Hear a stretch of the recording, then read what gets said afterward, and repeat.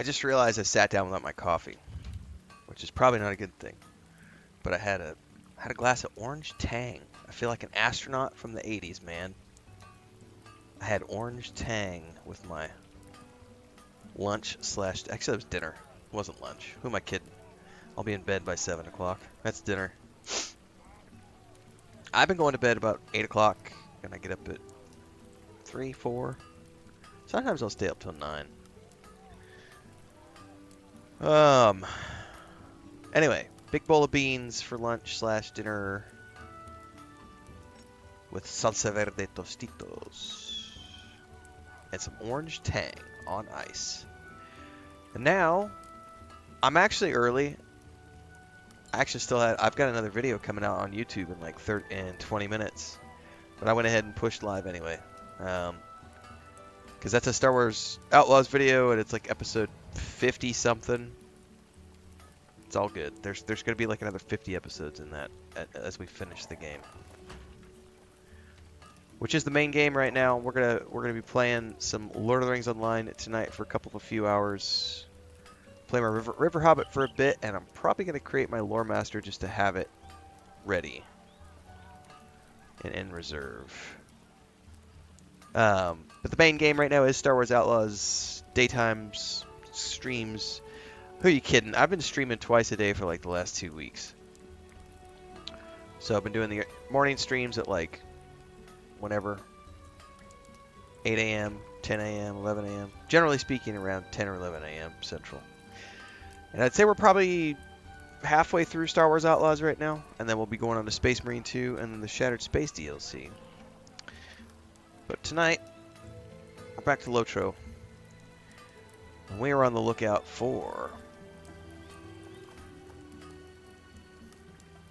boar tusks, craban talons, and potential whetstones to put for various uses throughout town. What's up, Fudgy Muffin? Fudgy Muffin, not Mushin. Sorry. What's up, everybody? Logging in tonight.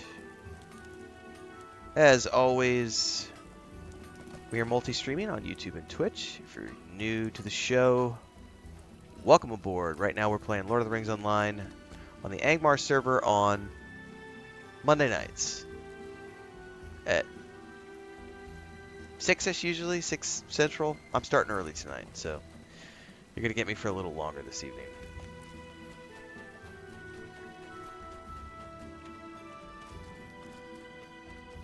But I'm going to go get my coffee here in a minute.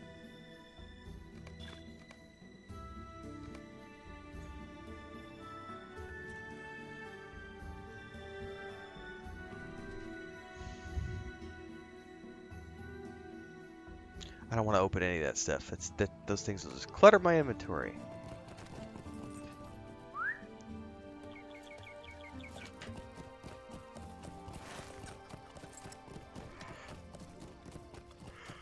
Boars. Okay, there's some boars right here.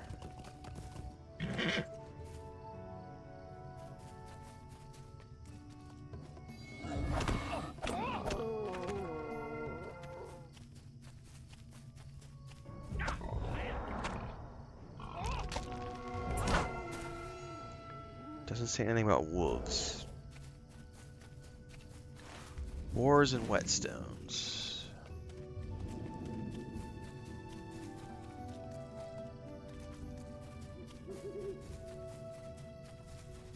Wild goat?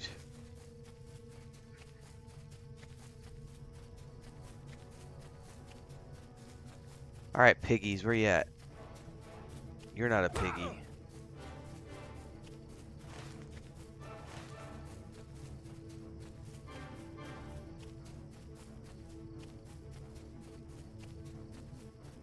Where's a crayon?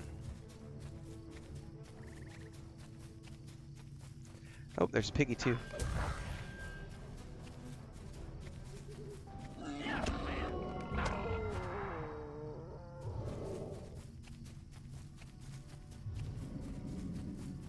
I think we're coming up the edge of this. Oh, I need to move that out of the way. That's in an annoying place. Dwarves, wolves, footpads. What are the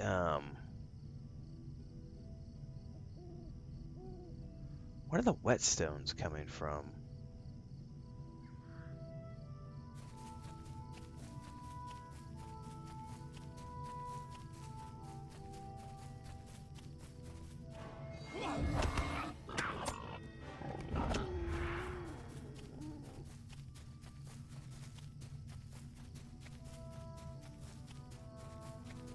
There's a piggy there. Fudgy said almost had an accident today.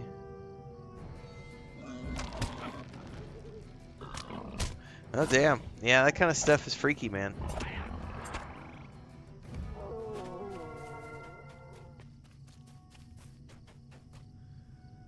There's a, yeah, I think everybody, you know, just not to be macabre about something, but I mean, accidents wake you up to the, you know, the fragility of life as we know it. It'll make you think. When I was younger, I used to never care about wearing my seatbelt ever. I was not a seatbelt person at all. And then I had a I was only going 35-ish miles an hour, but I had a pretty gnarly accident when I was 20, 21, something like that. And had a T-bone accident at an intersection, and it was, you know, it was like 6 cars involved, and, you know, it was not, yeah, nobody got hurt, but it was a terrifying experience because just the amount of people involved and everything else. And, yeah. Accidents will wake you up. I've been a firm believer in seatbelts ever since then, and I am known now throughout my family and friends as the person who drives like a grandparent. I don't, I'm an extremely patient driver now. I used to be a very impatient driver when I was younger. I mean, I used to do I drove recklessly. Yeah, when I was younger.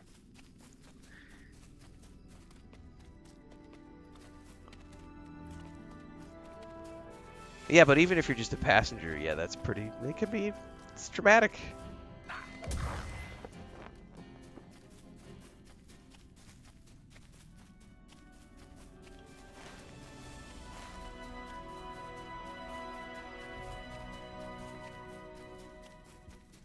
My sister, what you just said about somebody flipping over a car, my sister lived through that. My sister flipped my sister was also a reckless driver. My sister had a really bad wreck when she couldn't have been more than 17, something like that. She was still living at home, and like 17, 18, I think, somewhere it might have been 16. I don't remember the exact timeline, but she flipped a truck doing like 55, 60 on a back dirt road in Colorado and flipped it like 6 times. I mean, she was bedridden. My parents had to take care of her for months. Like broken collarbone, broken ribs. Like, I think it knocked some of her teeth out. I don't remember the extent of the damage, but I remember like mom had to help her take a bath for like 3 or 4 months.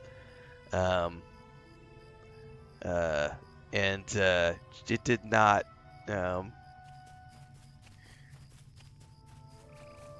It was a terrifying experience for her, I know for sure. What's up? I put the tang in the fridge if you want more. Oh. 2 of them? Brand new? Está bien. Qué bueno que... Qué bueno. Ok, mi respeto por la persona sube otra vez.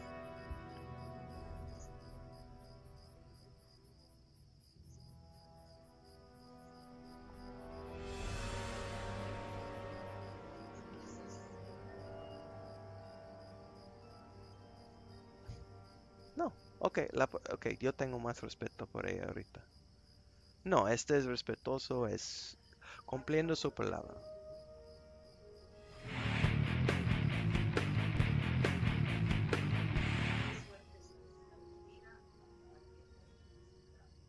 Yeah, give me a second, guys. Chris came in with some news about stuff, so I gotta listen.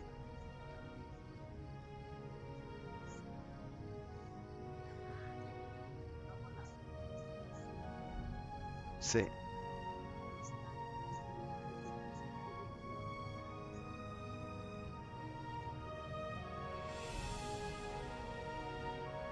No, qué bueno que ella trae.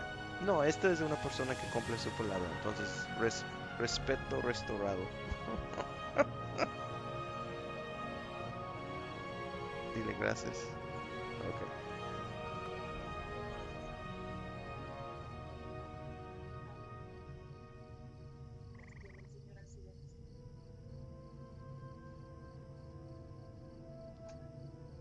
Ok. Alright, gracias. Si quieres hacer más café, porque me voy a robar lo que hay en un ratito. Gracias.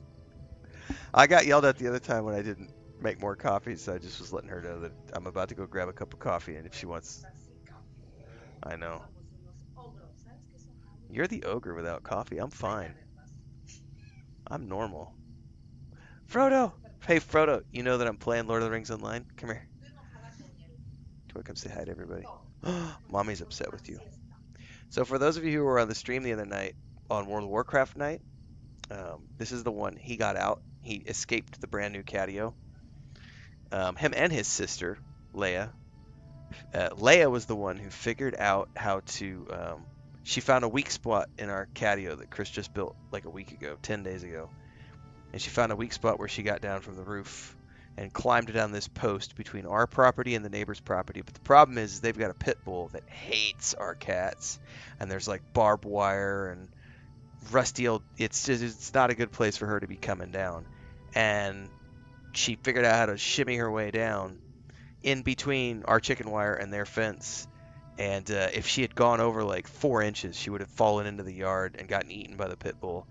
So we had to shore all that up. Well, we didn't get to it in the morning. That happened like that day. We weren't able to get to it. And that afternoon, we didn't know that she had also figured out how to get out. We thought it was just because we had seen her come in that way.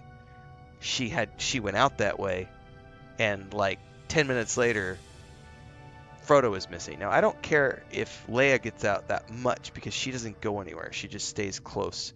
She'll go to like the woods behind her property. But the problem is when she gets up on the roof, there's no way for her to get down. And so that's the tricky part. Anyway, he followed her out Saturday night.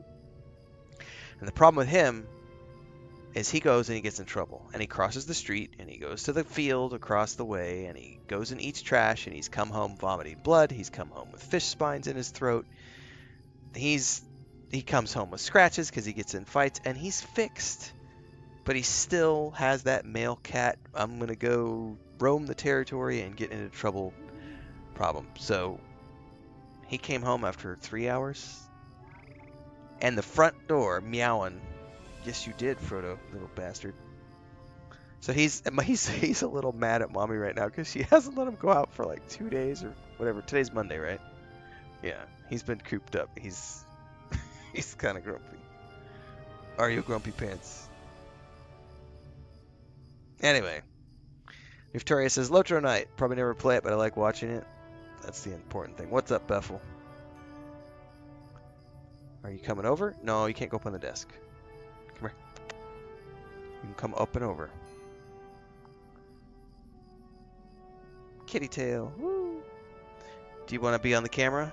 If I put this back at the back, or are you going to sit there? Yeah, Chris, you should... Here, if you can't hear Chris... She's saying he needs to go work for his money. Work for his cash. Work for your food, buddy. Alright, well, looks like we're going to have Frodo on stream for a bit tonight, if he decides to be a good boy and hang out. The problem is he will jump on me if I'm not paying attention. He's done it in a few of the videos. Well, I think when we get settled into the new office, Fudgy, I think I'm going to buy a second webcam so that I can set up a dedicated cat cam. I think so.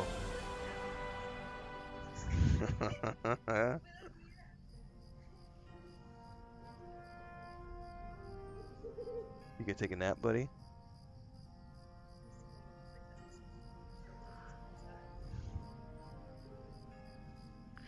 Victoria says just finished Fellowship of the Ring and started the Two Towers. The books, right? I think you had said you were reading the books for the first time. The Two Towers is so much better than the Fellowship of the Ring. Like, the Fellowship of the Ring is good. The books, yeah, but it's like the original Star Wars trilogy. Like, the first one's good, the second one's better, second one's better, and the third one,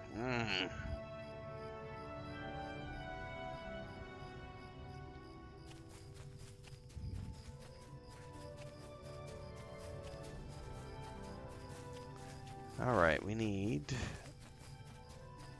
one more boar tusk.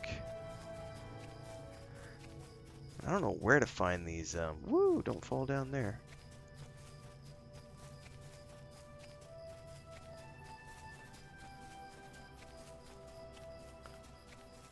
I don't need that. I need boar tusks.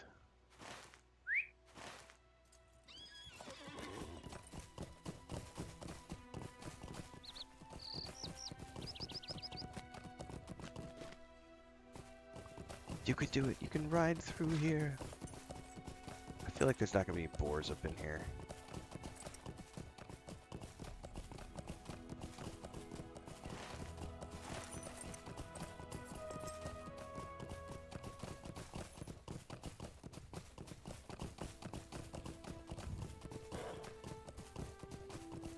Look at that view. There's a boar too.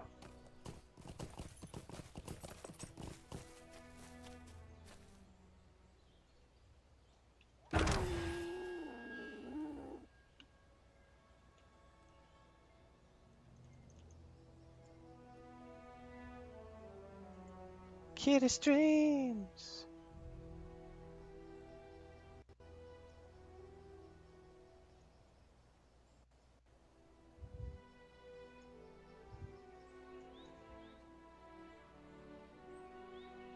Do you still have the same ones? The same ones that you got 20 years ago, Nuftorius? Like, are those the copies that you got a hold of in your 20s?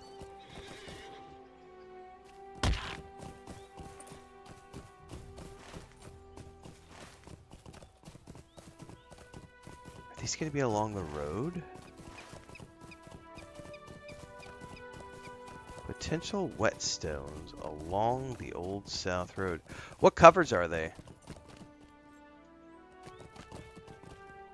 Are they the Peter Jackson covers or something else? How old is Frodo? They were 2 years old on May 21st or 24th, I forget. In Mayo. May 23rd. May 23rd. So they're a little over 2 years old. Luke and Leia were born in we think February, because más o menos. We're not exactly sure when Luke and Leia were born, but we're pretty sure it was February, like, because we got here and moved in, and they were already probably 6 weeks old, 6 or 8 weeks old at that point, because they were feral. So they're like 2.5, and this litter is 2 years.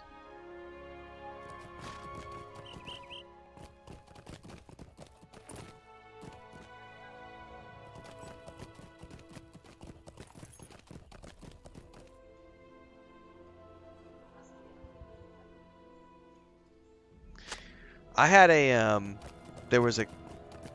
went through multiple trilogies of The Lord of the Rings when I was growing up because I read them so much. And I remember there was a series of covers that I really, really, really enjoyed. We may go look for them. We may go Google them here in a minute. See if I can't find them. Because the ones I grew up reading were the ones that my dad had, and those were like copies from like the 70s or something, and they had cover work done by Tolkien. Like, they had the Tolkien paintings on the front. They were like white, like a creamy white paperback with like artwork on the front, and then the back was like a picture of, the professor smoking a pipe. Those are the ones I grew up reading, and I I literally wore the covers off of those and had to put, like, Scotch tape. And then when I was old enough, I bought myself there was a black, I'm pretty sure they were black. We're going to get back to the safety of town, and I'm going to go Google it, because it's going to drive me nuts now unless I can go see. I'm genuinely curious which ones you have, if they're the Peter Jackson filmed ones or the ones that came out before that. Because there's so many different copies. It's a trip, man.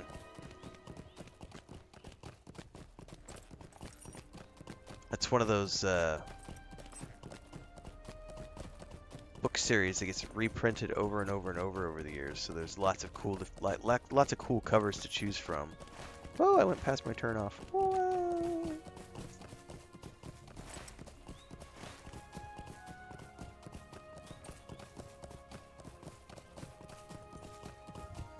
And then we'll go get a cup of coffee. Actually, what we're going to do, we're going to get back to safety of town. I'm going to go get my coffee, and then we're going to come back. We're going to Google that. Oh, if you want some, you better get it now, because I'll drink it.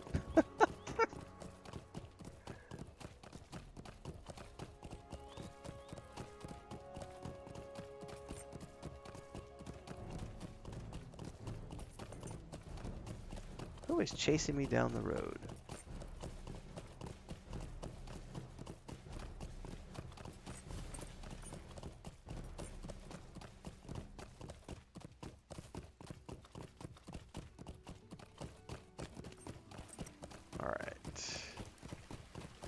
We're here in the safety of town. Alright, let me Google this.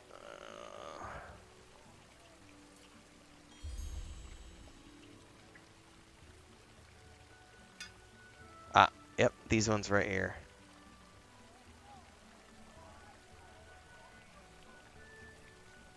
What covers are these? Hang on, I'm going to get an image up on screen here in a minute.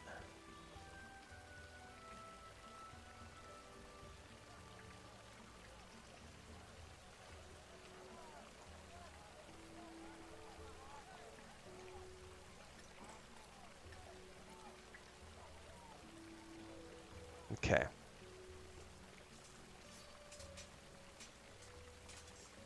Lord of the Rings, paperback covers.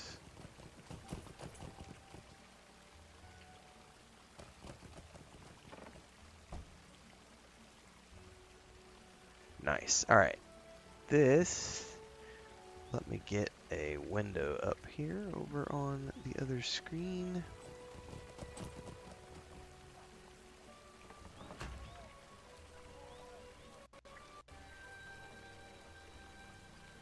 So these covers, there was a slipcase version of these right here. They're going to make me scroll down for it. Oh, these are the ones I grew up reading.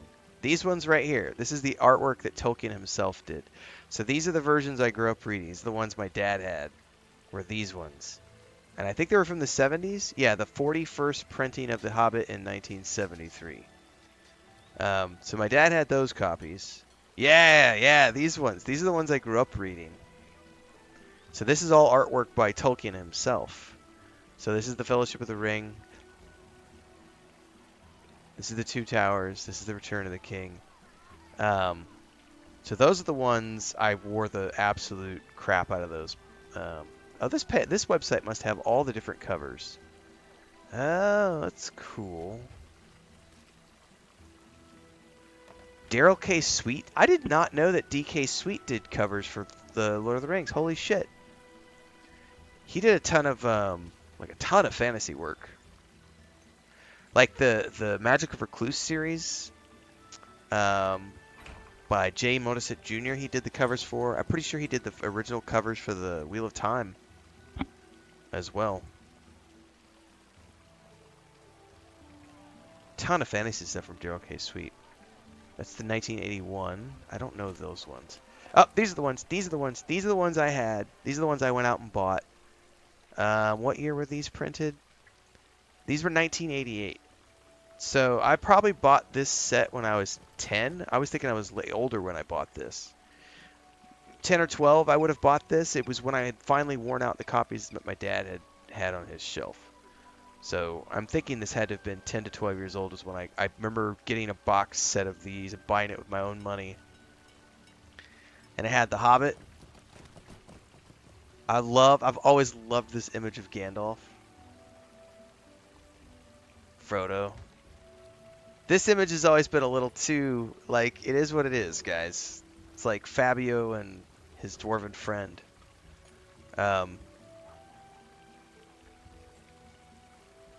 Then you got Aragorn looking very kingly.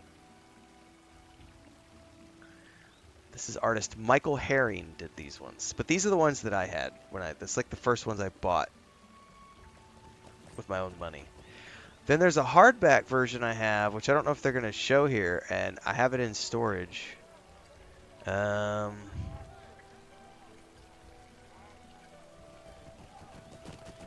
don't know when it was printed.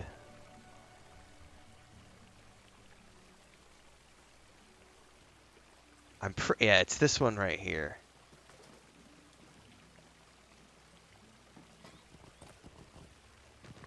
Amazon's got it for sale. Well, this doesn't have a slipcase.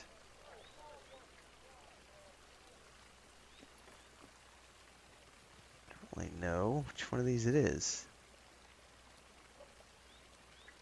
Yeah, there's some of them on eBay, but it's essentially this red leather bound all-in-one slipcase cover. It's a really nice edition. It was like $120 or something back in the day. I think I read this version once, and then I just put it in its slipcover and was like, that's it, you know, I'll get to it eventually. And then whenever I moved to travel full time was like the last time I read Lord of the Rings. And then I didn't reread it until Rings of Power was airing, and we did the Mondays in Middle-earth podcast, and that's when I went back and did a reread to do the Mondays in Middle-earth show. Which actually somebody got a link to it today and was commenting episodes. Somebody dropped a super chat on it, and I don't have it open in front of me to remember who it was, but thank you. Because I haven't done an episode in like 2 years because I kind of finished. What's the timestamp on this? Because that was kind of cool. I wouldn't mind clipping this out for a separate YouTube video. 31.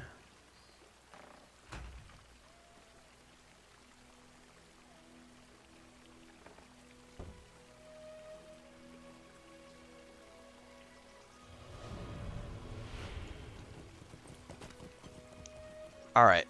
I forgot about my coffee. I will be right back, everybody. And then we will continue.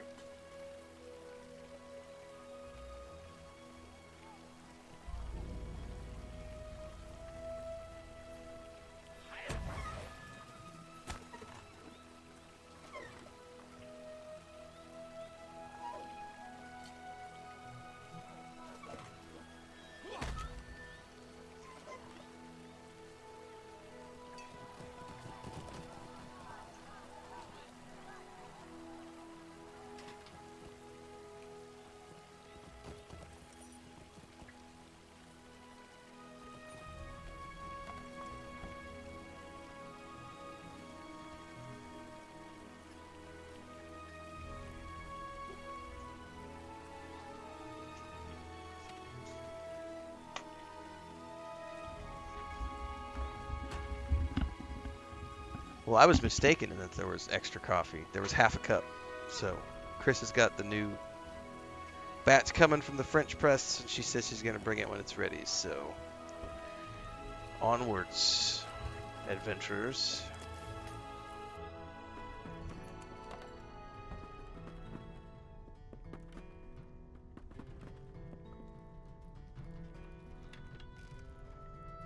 Thank you for these items.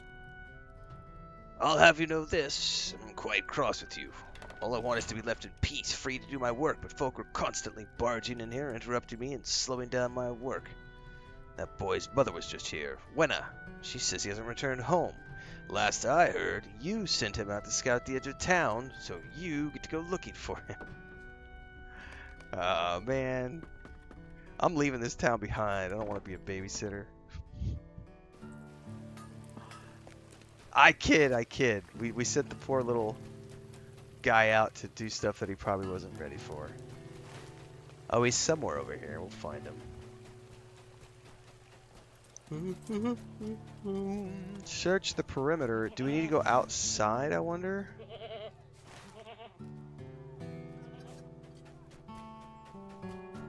I bet we do. It says perimeter. I don't know if that means inside or outside, but we're going to jump outside.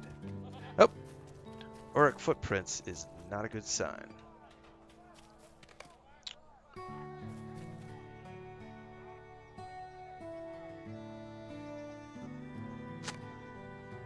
They're old, most likely made during the Uruk attack on Mossward. Well, that's a good thing. Have you seen a little rugrat? It's missing.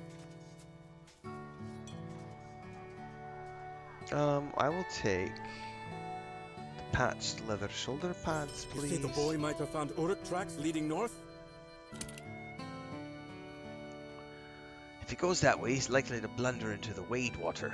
Children of the village are forbidden from going there, but I will not seek to tell you that it's prevented the more adventurous sorts from exploring the marsh. If Tegwin tried tracking the Uruks there, well, there are plenty of dangers in the Wadewater to begin with, let alone our recent troubles. You should follow the road northeast of the Dunlington town of Langaran. It's on the eastern side of the Wadewater, and their scouts may have seen the boy. Perhaps he went to speak with the Dunlington villagers there.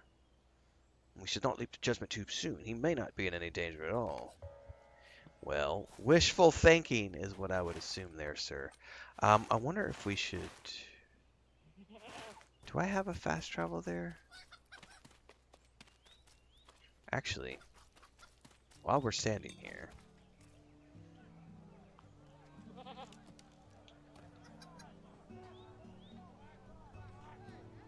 No, I only have...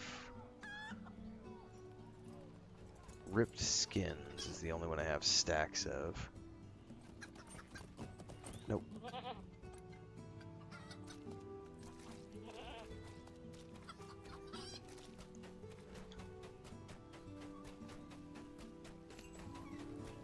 Oh, your books really only have rune covers? I've never seen rune covered.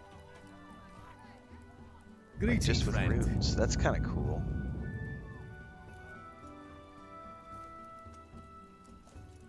Oh, I haven't been to Langaran yet, guys. I gotta ride there first.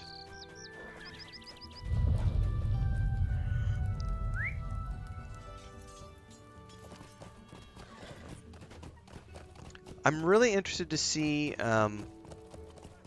what they're gonna do with the new Narnia show that's coming.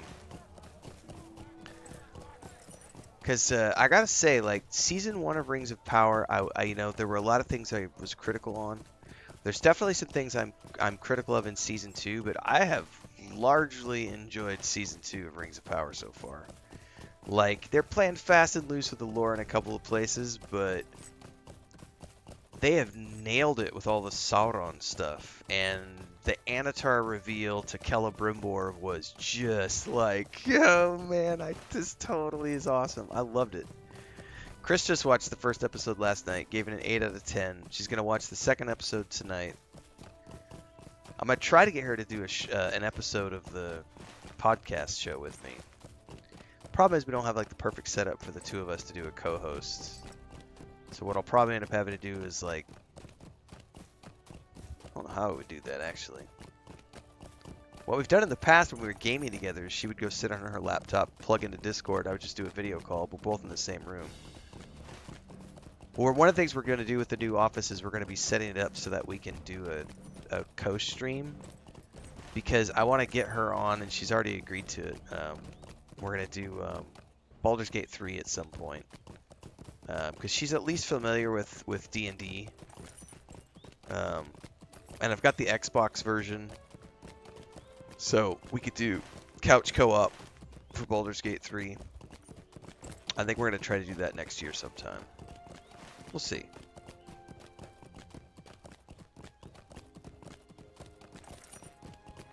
Yeah, they've only released the first 3 episodes of the new season so far, but it's been been pretty good.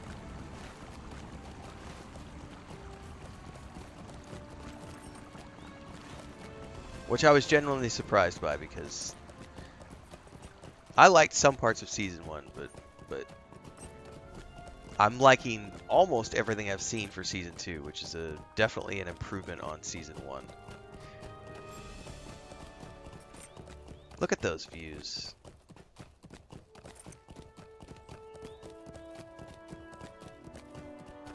Let's get a screenshot.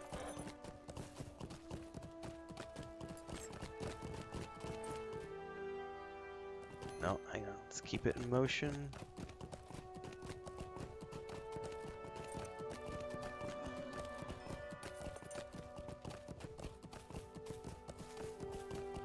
Alright.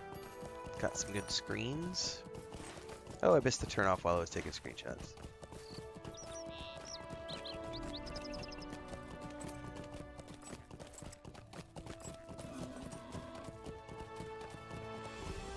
Aiden QP says hello from over on Twitch. What's up?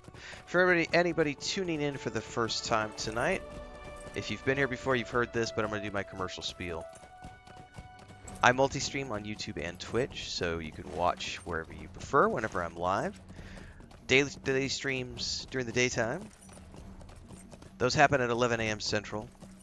I usually play a main game. Right now the main game is Star Wars Outlaws. We're currently 11 or 12 sessions into that. We're playing that until Space Marine 2 drops, and then we're going to go from Space Marine 2 into the Shattered Space DLC for Starfield, so we got a busy month of September.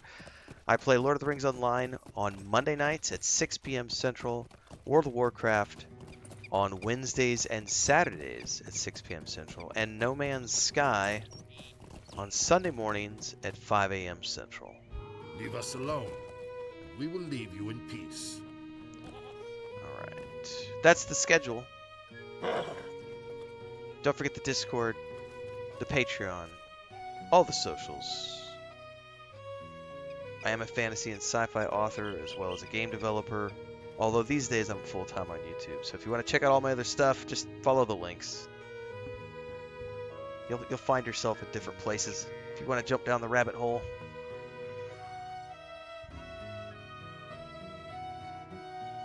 I hope these dark days Alright, will this is soon a be different behind us. quest than the book quest I have. Right now we need to meet up with Meneldir, the ranger, whose outfit I absolutely love, and would, if you're watching this Standing Stones games, I need this outfit for my characters, please. The pouches on the belt are freaking amazing. Like, the belt pouches alone are just, but that overcoat is also pretty freaking awesome. I heard Tegwin has gone missing. With Uruks in Swanfleet, I feel it wisest to begin the search as soon as possible. That said, if he is truly made for the Wadewater, I think Uruks may be the least of his problems. The footing there is unsteady, and like any marshland, the depth of the pools may be deceptive. There are creatures in the Wadewater that would love nothing more than to make a supper of anyone who strays too near their domain. Most dangerous of these being the Avank. We should hunt them as we seek the boy.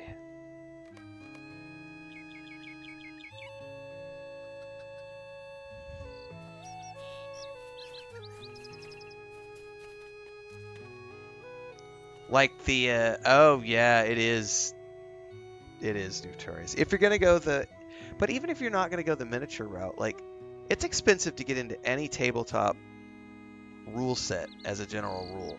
Whether you're talking, you know, Castles and Crusades, or Pathfinder, or Dungeons and Dragons, or Warhammer, like, the books are not cheap. Like, if,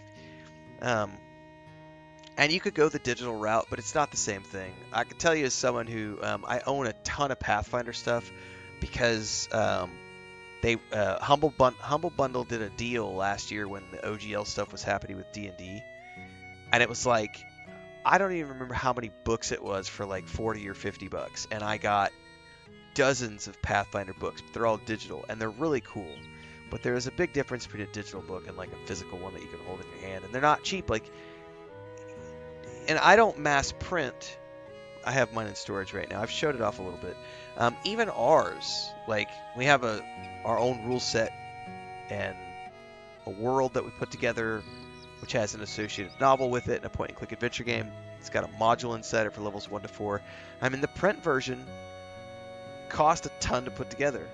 And I don't do mass printing, so I have to do everything on small batch printing. So it costs me a fortune compared to what like Wizards of the Coast or Pathfinder are getting theirs printed out for. But if you want to get into any tabletop thing, like you could expect the main rulebook's going to be $50. And then you're going to need the accompanying stuff. You're going to need like the monster manual and usually it's the DM guide. There's usually 3 books. The campaign guide, a player's guide, and like a monster manual. Those are like the 3 things. And then if you want to play official modules, those cost extra as well. And I gotta say, if you've never played official modules, they are a hell of a lot of fun, and I highly recommend them for any of the systems. Like Wizards of the Coast, they've got great modules and seasons with what they've done with Dungeons and Dragons content. Pathfinder does the same thing. Pathfinder has these like adventure journals, these adventure campaigns, and so like if you want to go back and play all of those, how many adventure series has Pathfinder done at this point? Like 200? I don't know. It's a lot.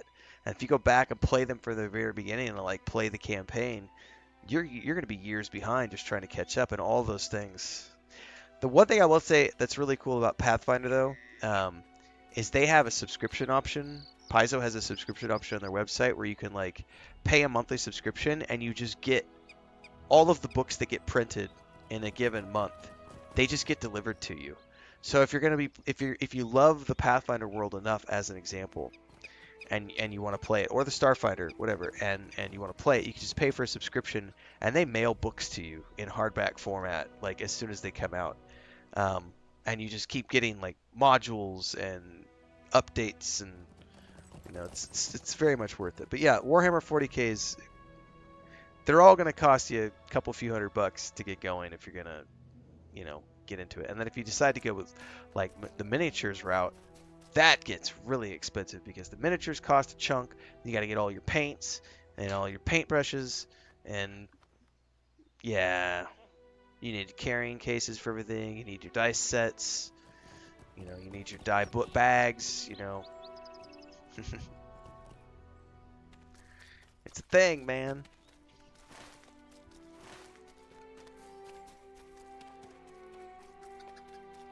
What's up, Sanjo?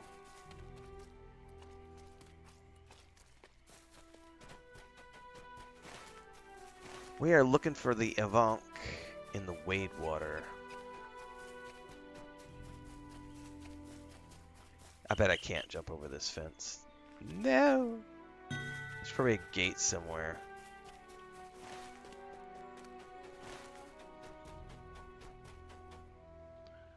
Alright, let's mount up and take a peek.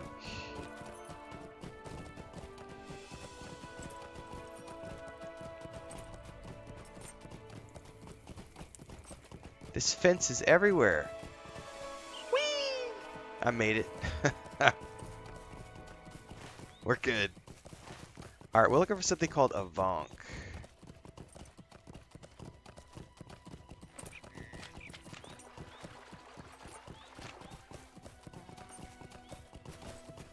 It's pointing me over here for some.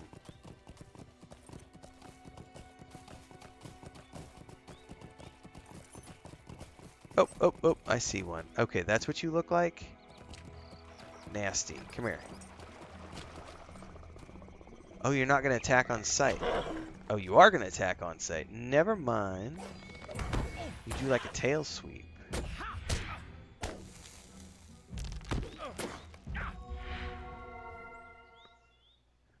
Essence? Essence! Aw, he went away too quick.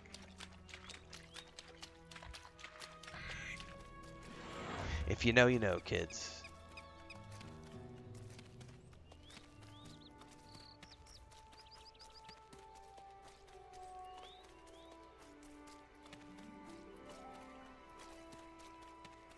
I wonder if they're only going to be in the water.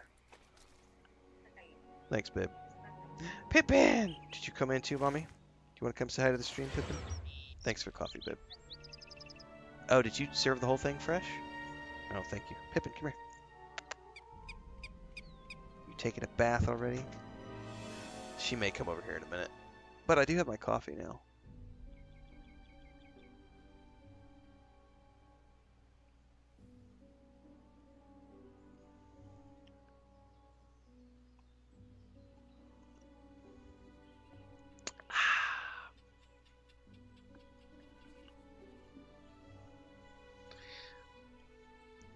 You're renovating a stream room, Notorious? Nice.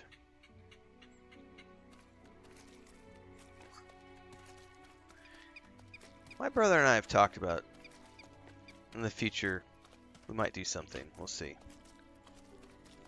Up where he lives.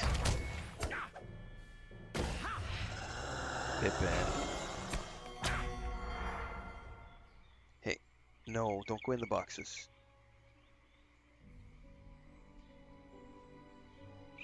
I gotta pay attention to her so she doesn't do anything naughty.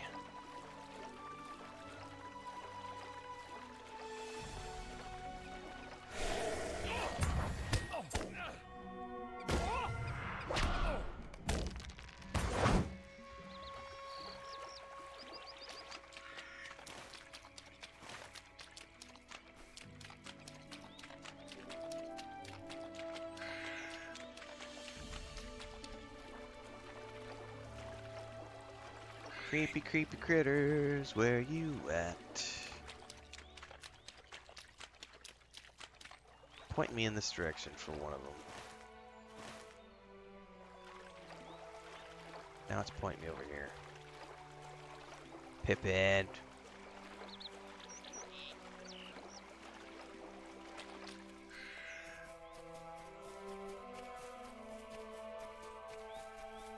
Can they be out of the water?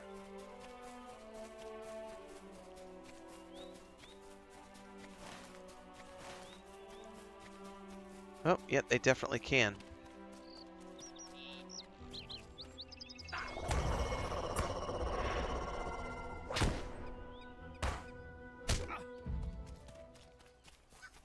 Should be 3 in a row right here.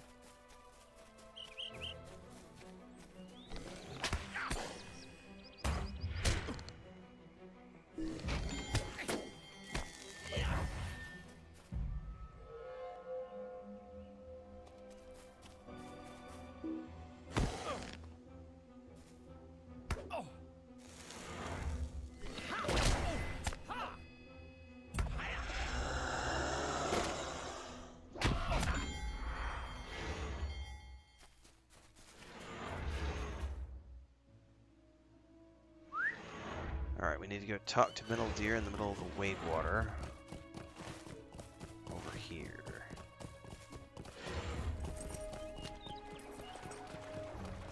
Oop, we got an Urukai scout. Fang settle. These marshes are massive, guys.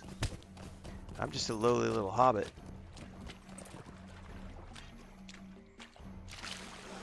Oh no!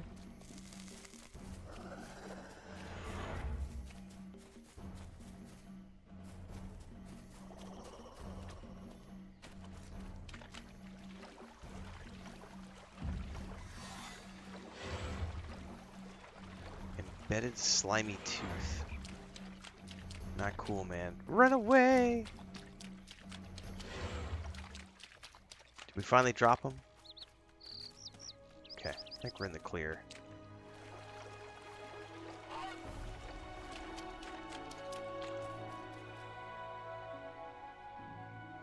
No sign of Tegwin. I have seen nothing either. And I was trained in the art of tracking. This marshland has put my skills to the test. Let us listen for them. Some sound of the boy. Listen. You hear the sounds of life in the marsh, but nothing is out of ordinary. Nothing. Let us continue our search. Come here, Pippin. Come on. Yes, come here. You're wanting to jump up here. Come on. Come on. No, you're not going up in that chair. Come here. Come here. That's where your brother's at. See? No, don't. You don't need to go over there. You'll just bother him. Come on, let's put you over here. Go in the box underneath the laptop. Go on. Take your nap.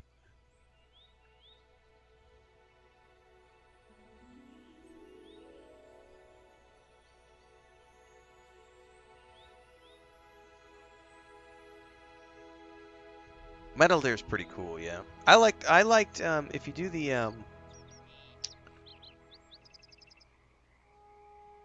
when you go do the quest line, it's after Mirkwood, leading up to Isengard.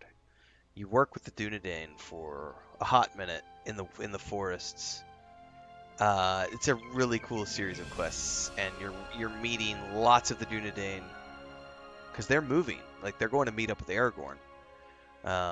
So it's the journey that they make from the books, and you're going along with them as they make this journey, and you get to meet all of them, you get to know all of their backstories, you recruit all of them from all across the land to take the journey in the first place.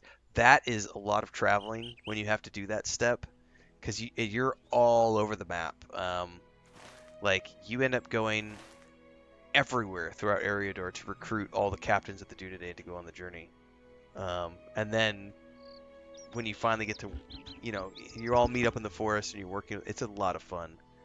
But then, of course, no story is complete without the stakes getting high. So just be prepared that not everyone's gonna make it to the end of the journey. What's up?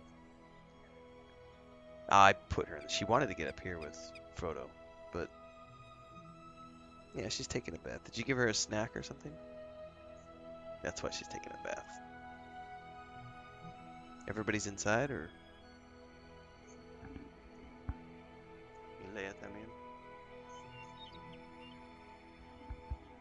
Cool. Jay asks, did they release a new server recently? That's what we're playing on. It's the legendary server of Angmar. Launched about a month ago. They also did a European server called Mordor. It's the first European server they've had since the Codemaster days, like 15 years ago. So they are VIP legendary servers, so they do require a monthly subscription. But they are 64-bit tech, which gets rid of all the hitching and lag stuff that they have on the free servers. And if these are successful enough, they're going to be rolling this out to all the free servers as well, starting with the most popular servers and going beyond. But it depends on the success of these two servers. So I would say if you love the game and you want to support the developers, throw a sub down, hit up the legendary servers. They're a lot of fun.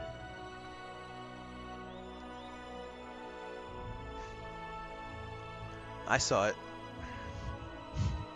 Mustache drip.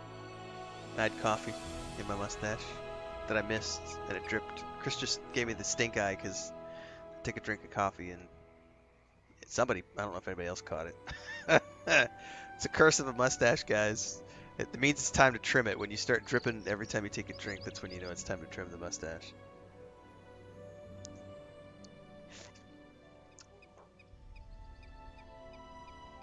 He's still upset with you, Chris.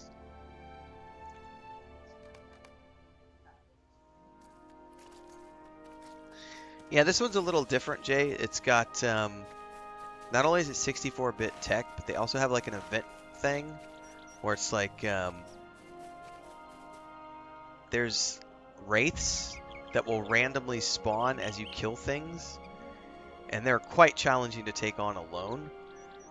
And then there are big ones that require a group to take down, and someone in the group has to have a ring, and the server, I believe it's 10 rings that are randomly put into the population of the server of people who are actively playing. And the big raid versions of those ring wraiths, when they spawn, when the Nazgûl spawn, somebody with a ring has to be present, if I'm not mistaken. I've never completed one of those events. It's not something I'm personally interested in participating in. And then if you take that down, there's big rewards for the people who participate. There's also rewards. You get a currency. It's a type of currency that you get when you take out one of the lesser wraiths as well. And those currencies can be used to buy these seasonal items and stuff. So that's a little extra spice on this server. Interestingly enough, I haven't seen a lot of the ring wraiths. Excuse me, I haven't seen a lot of the lesser wraiths on this character. I did see a ton on my hunter. Like there was that one stream we did where I was getting one spawned like every 5 kills. There were quite a few. All right, we're searching for the kid.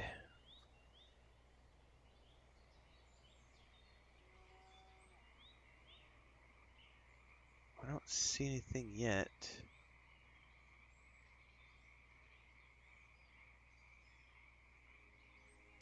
Oh, there he is. An abandoned wooden sword. Metal deer appears here. This certainly appears to be Tegwin's sword abandoned in the Wadewater. This is not a good sign. Alright, we gotta listen again. You faintly hear someone calling to you from the northwest.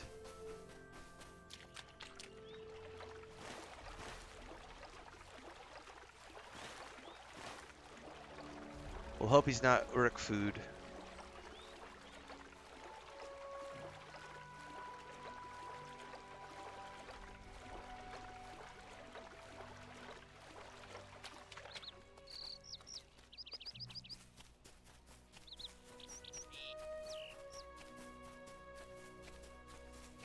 There he is. I found Tegwin the child in the Wadewater, sorry. I'm here. I'm here. Your adventuring lessons were not complete. You didn't mention how cold and damp it would be, or how often things would be trying to kill me. I stayed away from the Avant because I'm no fool, but even the turtles here tried to snap at me. It was quite an adventure from my very first. If you're planning to scold me, you can forget about it, because I learned something important. I know where the Uruks are going. Ooh. Well, let's see here. Is this enough to replace the stuff I was given? Nope. You would have been very proud of me. I'm certain of it. I hid in the brush, didn't move an inch, and a scouting party of Uruks came. They were talking about the old elf city to the northeast. Alright, can you please tell my parents I did a good thing? I did the right thing. Sure, why not, kid? So he's probably going to take the kid back to town while I go search out the Uruks. The elf city? That must be Keresgelebrin. It's located on a hill to the east, and last I heard, one of my former kinsmen had set up camp not far from there. His name was Dunedil. Hang on, that's not correct. His name is Dwindil, and if Tegwin speaks true, he should be warned that Uruks possess some design upon the city. I'll take the boy back to Mosswood. Okay. That's what I thought.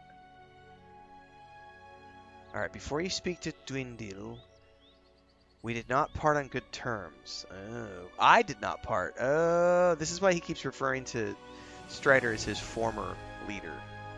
So, when he left, I did not part on good terms with my people.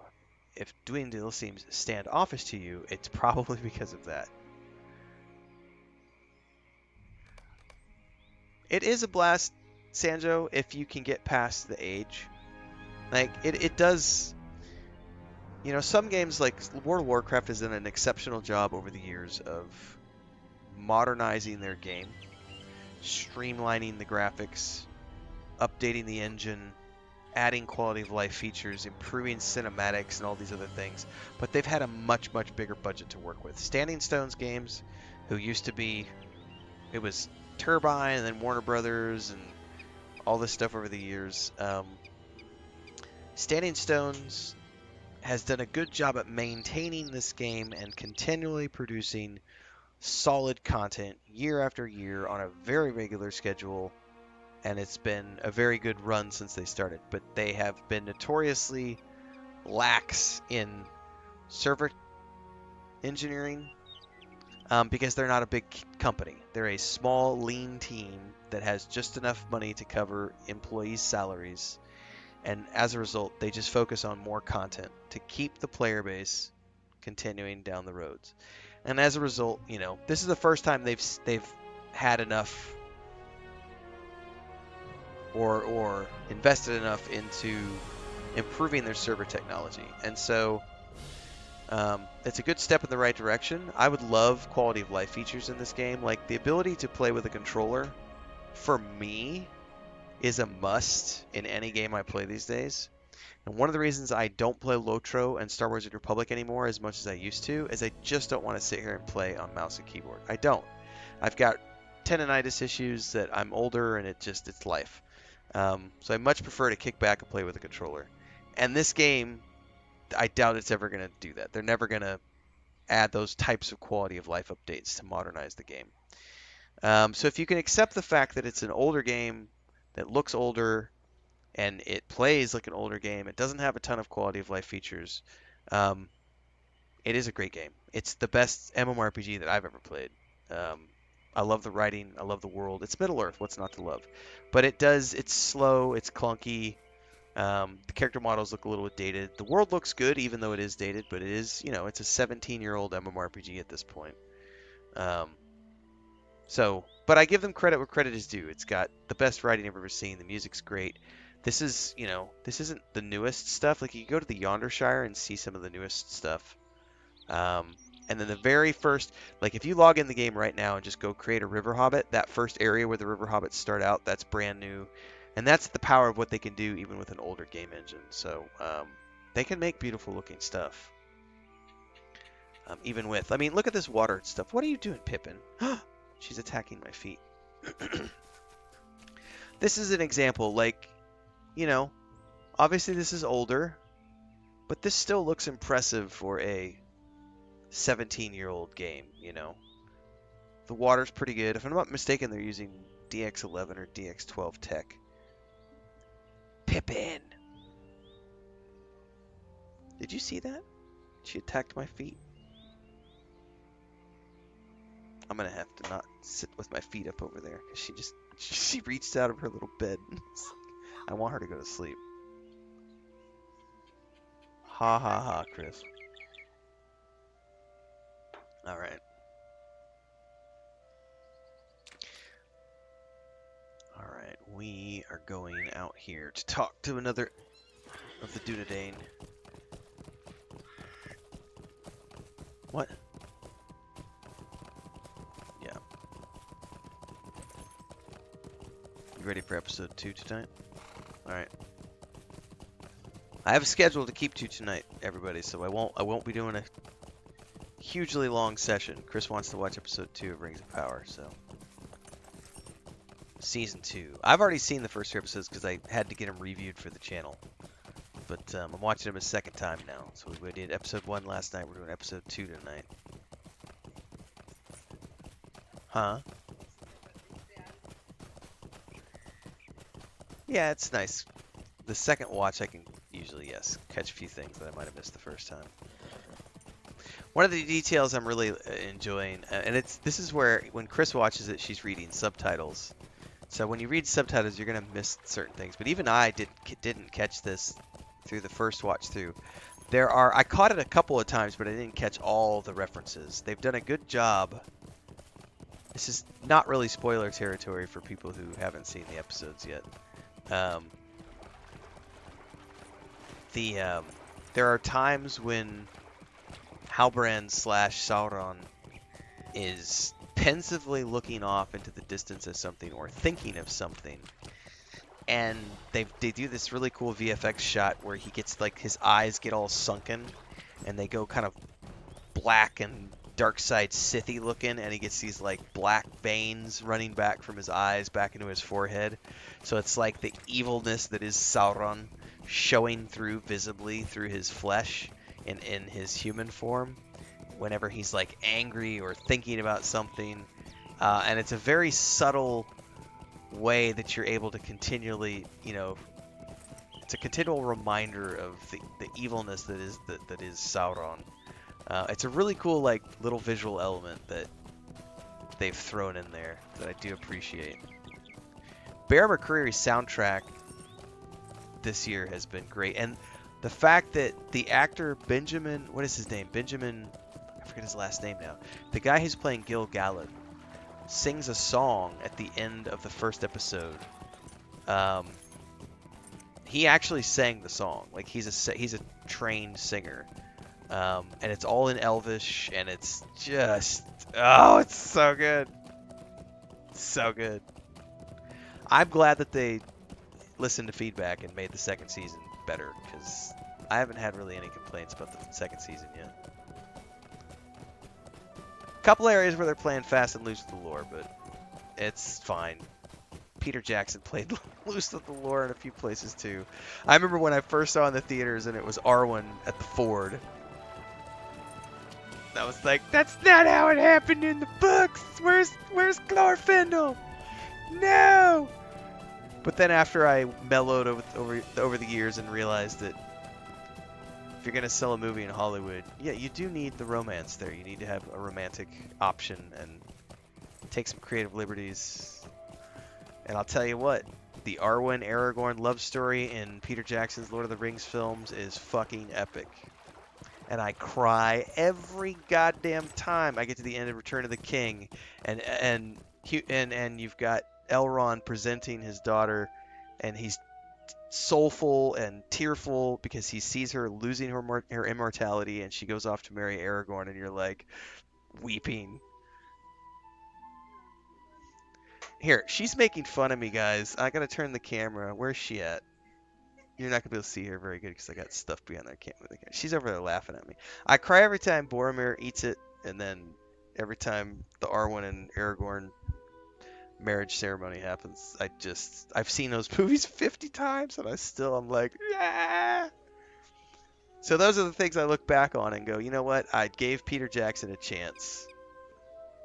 I'm gonna give J.D. Payne and whatever the other guy's name is a chance, and they've second season's much better. That's all I'm gonna say. They have earned a little bit of respect from me this season, which I didn't think was possible after the first season.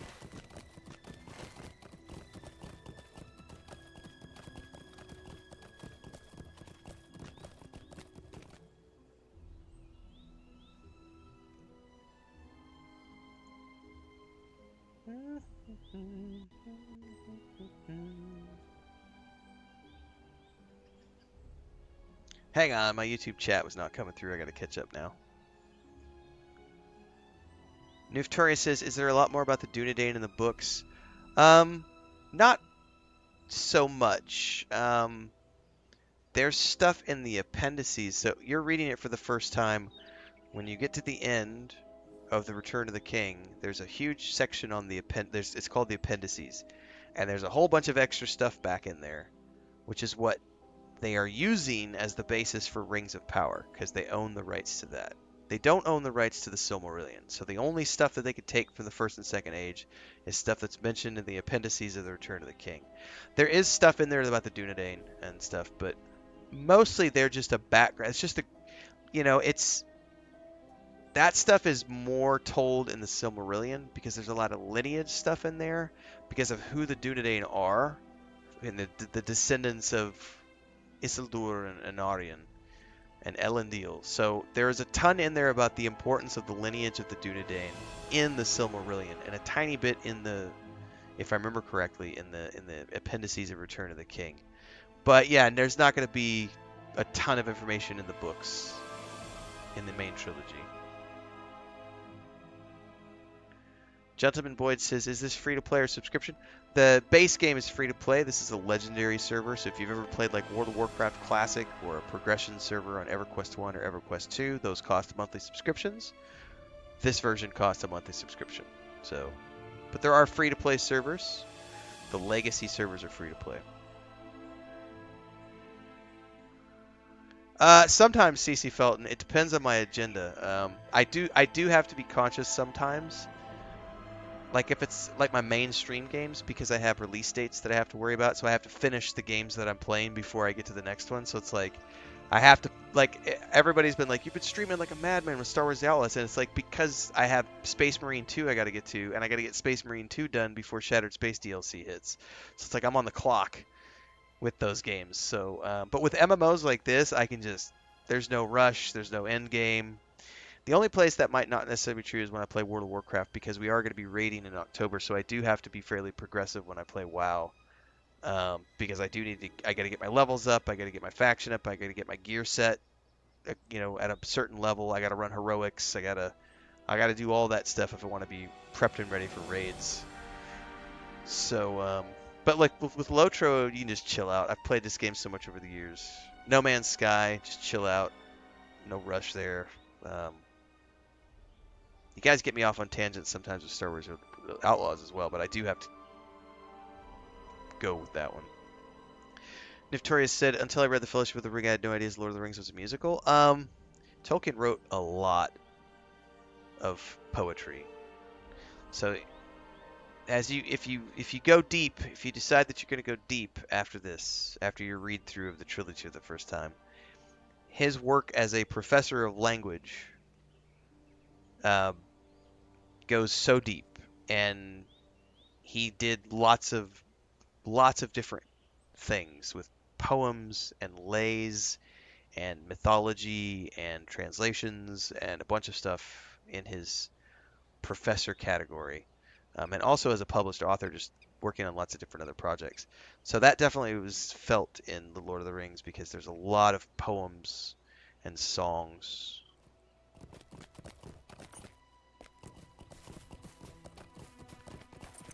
Ecaterthus. What can I do for you? He nods a greeting as we approach. Where is he? Over here. You say you bring word from Maneldir.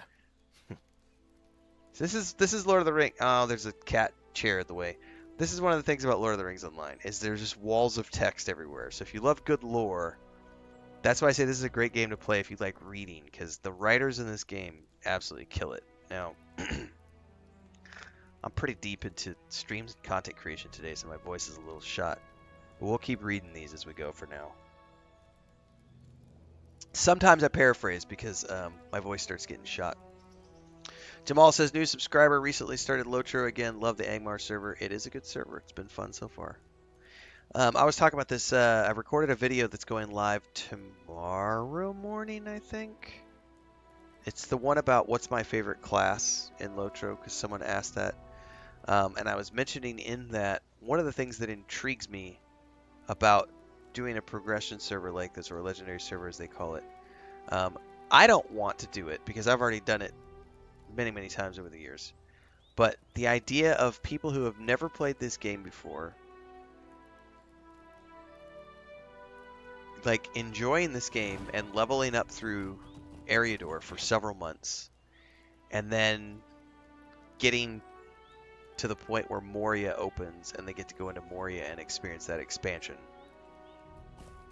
Because it is my all-time favorite expansion of any MMORPG I've ever played. Moria is the #1 for me. Out of all the games I've played over the years, it's the #1 expansion for me in all the MMORPGs I've played. Second is Rings of Power. The third is Wrath of the Lich King. Planes of Power for EverQuest was pretty awesome as my second, and then the Wrath of the Lich King. But Moria is just awesome because you're going in with the dwarves as this expedition goes in, and you're following the Fellowship as they go through. There is one quest in particular that is a absolute slog to do, but you're essentially, I could say this, Nuftorius, you're in the Two Towers, right? I don't want to spoil this for Nuftorius because he's here. He's never read the books before, and I think he said he just got to the Two Towers. So I need to be careful of what I'm about to say next, so I don't spoil anything. I'll wait for him to answer. But the point is, you're following in the Fellowship's footsteps throughout Moria, and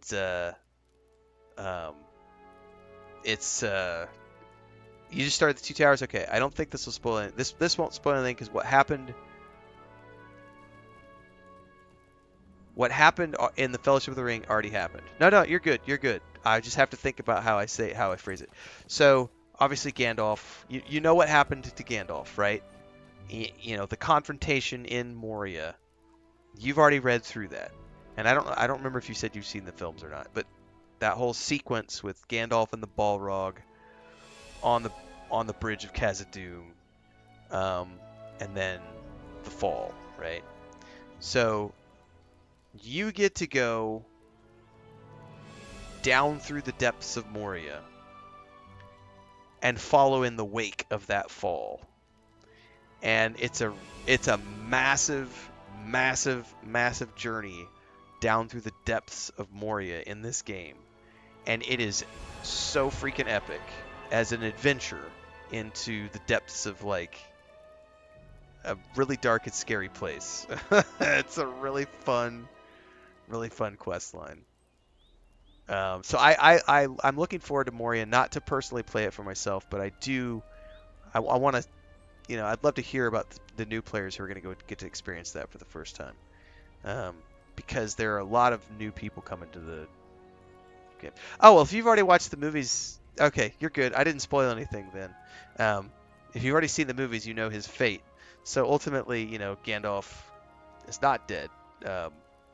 But the thing is like you're following down looking for his pieces of clothing and bits and pieces of the fight. So it's like you're going down and it's like there's his hat, there's a piece of his robe, and there's broken staff and like and then you're basically looking for the evidence of this giant fight that went all the way down through. And it's that if you think about that sequence from the beginning of the Two Towers film when they've got Gandalf and the Balrog falling through the heart of the mountain all the way down to the lake at the bottom, that's in the game. And the fact that it looks different, obviously, because it's the game version, which is based on the books, but it's like when you go down there, it takes so much as a player to even get down there in the first place, because there is no fast way to get there. You have to travel down there for the first time on foot with a goat, and or it's big tip, by the way, everybody, if you're playing this for the first time, get your faction with Thorin's Gate maxed, because you're going to want to have a max speed goat when Moria starts, and you can get a faction goat from Thorin's Hall, which is like a 62% or something goat, because you can ride goats in Moria, but you cannot ride your horses. You need to ride a goat. And even if you've got a max speed horse, it's not going to work in Moria. You're going to have to get a goat. And I'm just giving you that tip now, because if you don't have your goat when you get going, you do get a goat eventually in the early parts of Moria, but you have to go through quite a bit on foot in the depths of Moria, and that makes traveling so dangerous. When you finally get your goat, it's a cool goat, but it's a slow goat. It's only like 32% or something. So the one you buy from Thorin's Hall is like twice the speed. But it does require you to go get the faction. You can also just go to the LOTRO store now if you have points. You're paying a monthly subscription to play on the VIP. So if you have points, somewhere in here I believe are mounts, I think. What would those be under? Hang on, were we just looking at mounts? No, those are the riding traits. What are mounts under? Character... Mounts, they're under collections.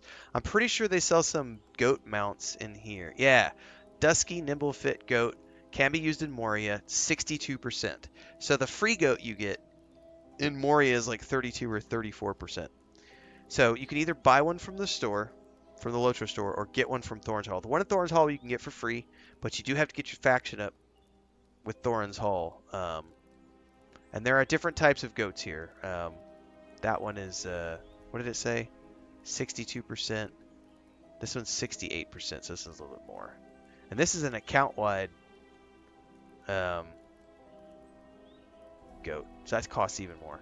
Anyway, don't forget about the goats, because when you get to Moria, you're going to be on foot. You say you bring word from Meneldir. I have not spoken with him since he left us, disgraced with the breaking of his oath. We were friends once and grew up together in Tornhad, but he proved faithless. I'm surprised by only this, that he has not turned brigand, as we all assumed. Oh, wow, so there's some bad blood left there, for sure. Perhaps this is well, that he sends you with a message of warning. What cares he for the folk of this land or any other? Still, the message you bring arrives late. We've been watching Uruks move between the walls of Caris Celebrind for several days now. They are looking for something, but what that might be we have yet to discover. I encourage you to climb the sloping path to the southeast that leads up to the ruins. Perhaps you'll find something we have not. Another thing I would say about this is I really wish, this is a quality of life thing that we were talking about earlier. I wish they had the budget for full voice acting, because if this was fully voiced, like Star Wars Old Republic, it would be so much better. But obviously that's a big budget issue. Voice actors ain't cheap.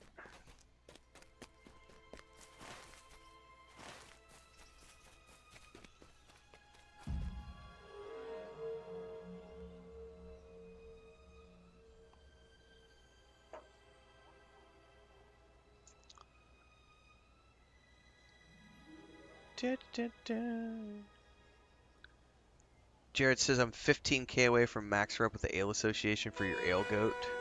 Very cool. What are we looking at here? Climb the sloping path.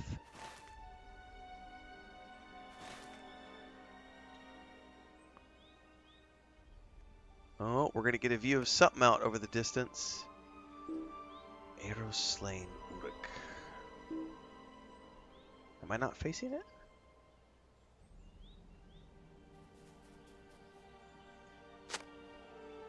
You pull an arrow from the Uruk's back. It is of fine elf make.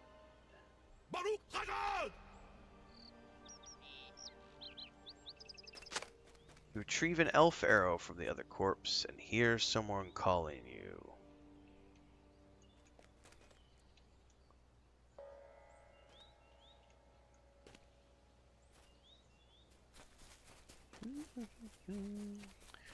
You've discovered Cariscalibrin. Those are my arrows. Return them to me and I can slay more Uruks.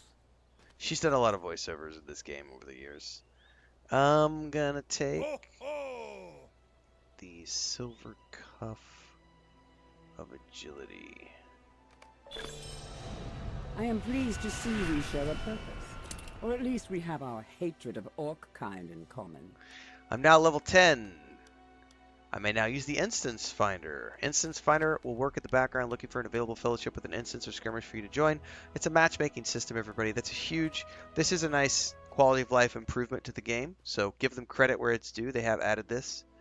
The simple version allows you to select a random instance. There's the advanced version, which lets you pick specific instances, and then there's a specific, which lets you launch an instance instantly with your current fellows, so you can have your group and instantly start a dungeon that way. Also going to get itemware on defeat at level 10. My name is Bregalith. I come from distant Imladris, so we have a Rivendell elf. Now I slay the creatures wherever I find them and will bring back word of what I have seen to Elrond when I know more. Tell Burglar that the Uruks speak of the wizard Saruman as if he is their master. Most concerning, but a dead Uruk serves no master. Let us call the creatures that stalk the ruins of Cariscalibrin, and afterwards we will discuss if they spoke truth or falsehood. Are you about to take a nap? Okay. Thanks for the coffee.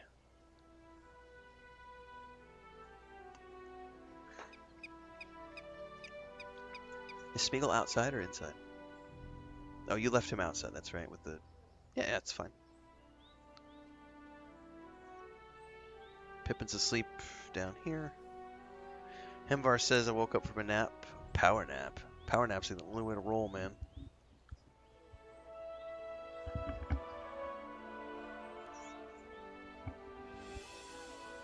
Yeah, we were trying to take a nap today, and Frodo did not let us sleep.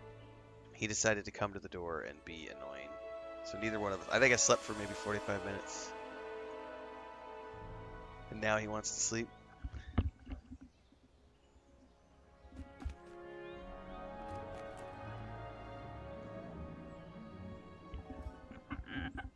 He just made a weird, like, groan noise. My hair is full of static, guys. I might need to put a hat on. It's really annoying. Where is my hat? Can you give me my black hat? Huh? It's no longer my hat. It's the cat's hat. Are my glasses in there too, or my other? Can I have them, please? Might as well put them on.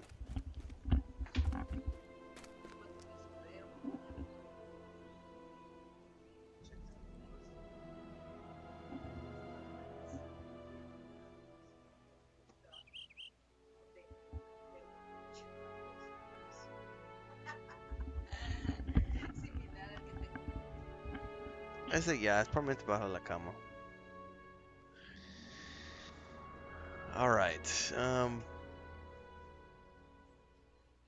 Okay, alright. She's on the way out.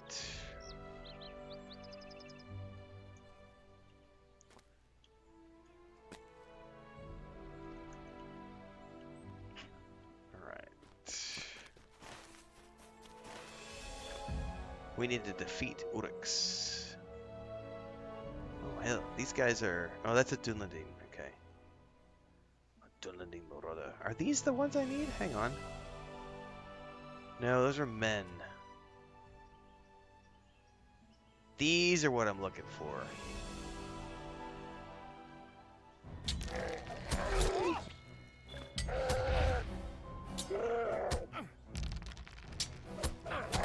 I should pay attention, I guess, to my abilities. What is this? Oh, it throws a knife? That's cool. I can use that to pull.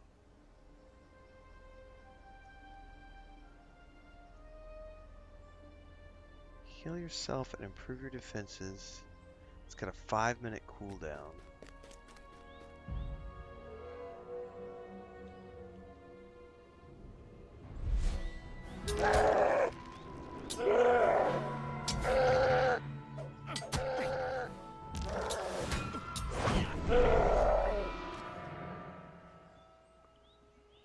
Let's see here.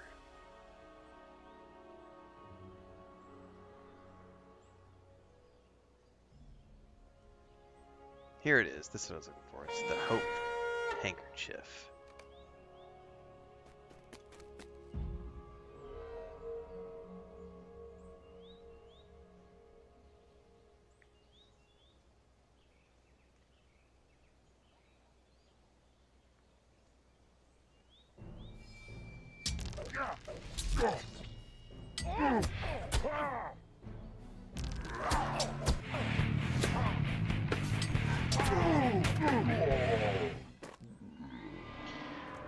Welcome to the channel.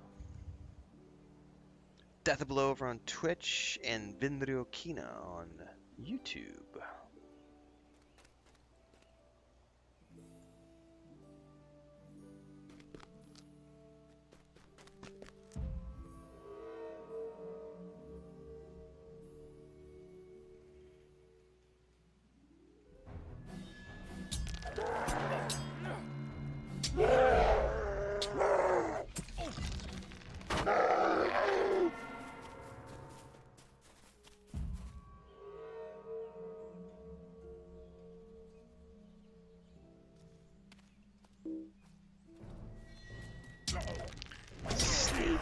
Sneaking.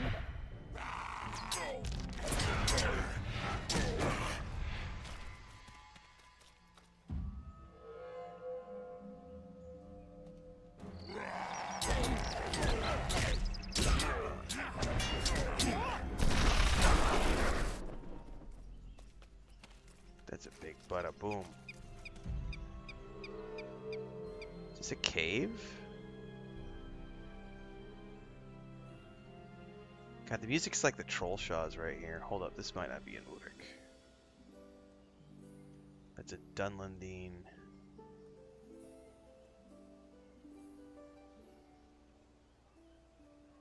This is a White Hand Black Arrow.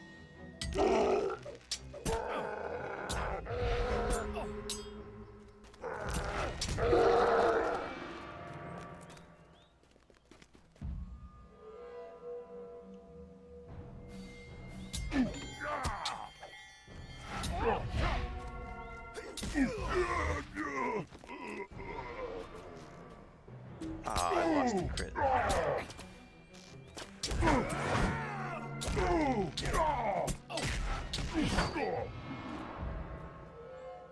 I should probably have those in reverse. Let me check that. It's,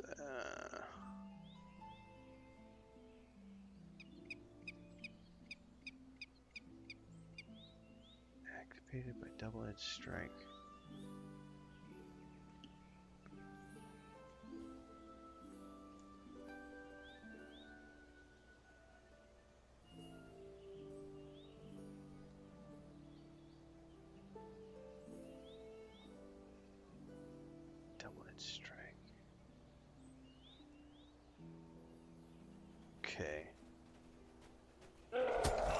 So that's... I want to make sure that none of these are like other things in chains. Quick sharp tack at your foe. Gambler's surprise. Hedge your bet. I almost feel like that has to be done after a crit hit, but it does add an extra damage from behind. So I guess that's probably a good thing to leave over there because I can't even really use it until I get a crit hit. So, okay.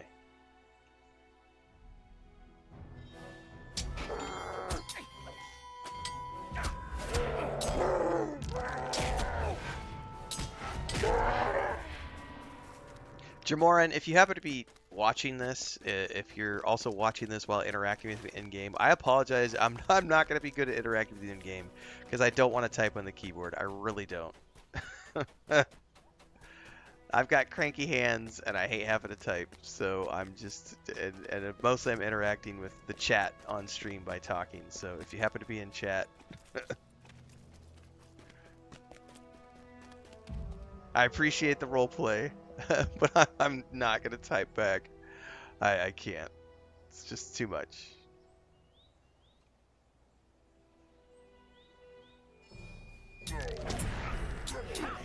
I totally get, what is her name? Robin Hobb. She does the Live Ship Trader books, the Assassins series. She was talking about this as she's gotten older. She's stopped doing autographs at some of the conventions because it kills her hands, and it's like she's been signing books for 40 years or whatever, and she's like, I just can't do it anymore, guys, like just holding a pen. And I'm like, I totally get what you're talking about, lady, because I don't like to type unless I absolutely have to.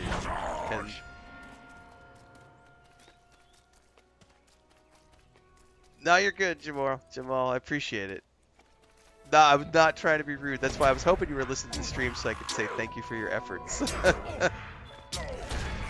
But it's just, I'm also on a Spanish language keyboard when I play this, which is not my main keyboard. This is my wife's keyboard.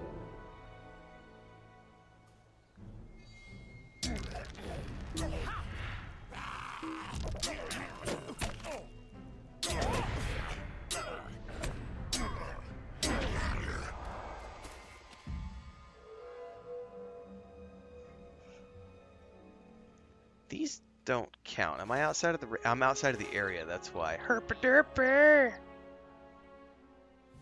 By the way, have I spent my points? I have not.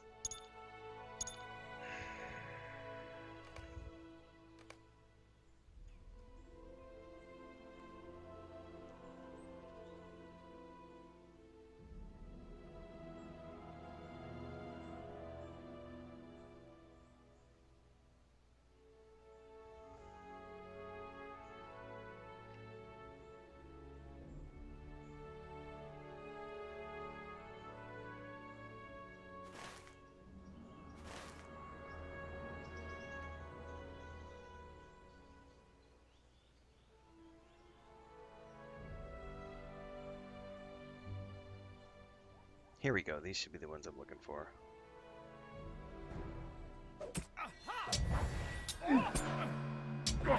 Alright, thanks, Jamal. Yeah, I haven't tried this starting area before, so I'm really interested to see how this exits. Because I'm not doing a completionist version of this, I'm just following the main storyline.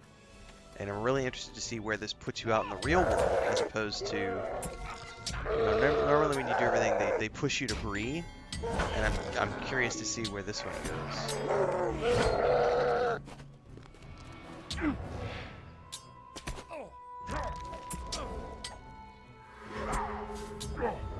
The last Uruk clutched a parchment in his hand, it says.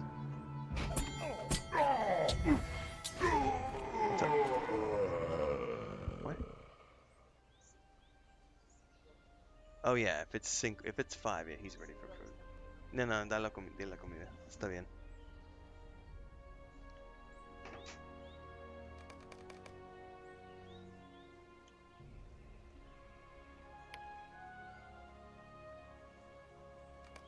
Alright, let's read the parchment.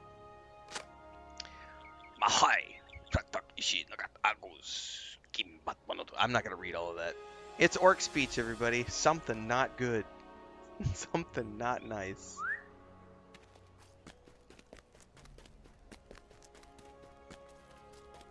Bregaleth is right here.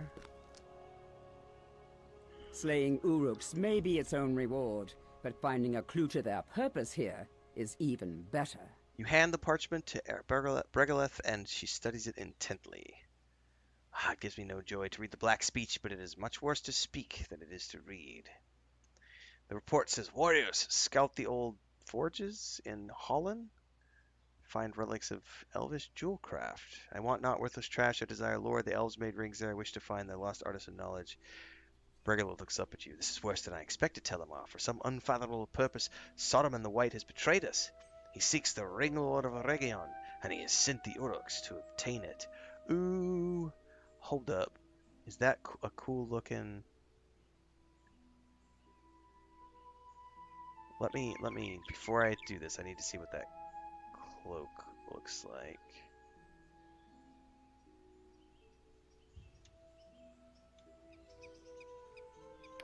Cosmetic. Let's just turn this off for a minute.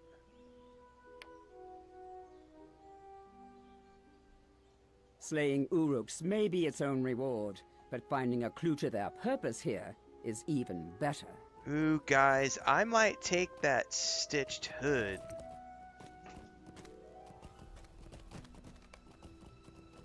Hang on. Go. No. Stop. Stop! This is what I want to do. I wanted to open this up. Let's reset this to the middle. That hood looks really cool, guys. And if I got like a backpack for my burglar, then I could have the hood from like the cloak, but with a backpack.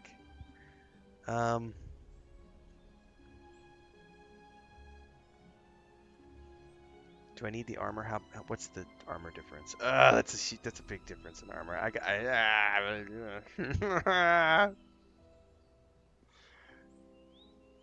No, the helmet looks like absolute doggy doo. I really want that hood. For cosmetics. We're doing it. The elves of Eregion were deceived before by gifts and promises of secret knowledge. Alright, hold that thought. We're gonna go get lost in the LOTRO store for a minute, guys. I keep hitting B for,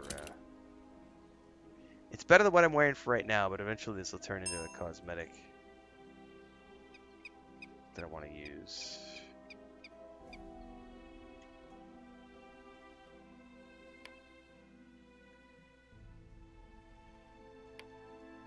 I wonder if the cloak overrides it. The cloak does override it.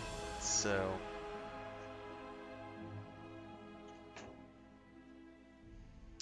I want to look at backpacks. I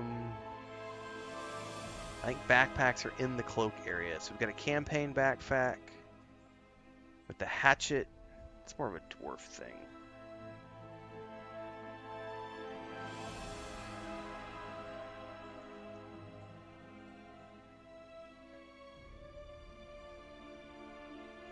Cook's pack. No, that doesn't make sense for my character.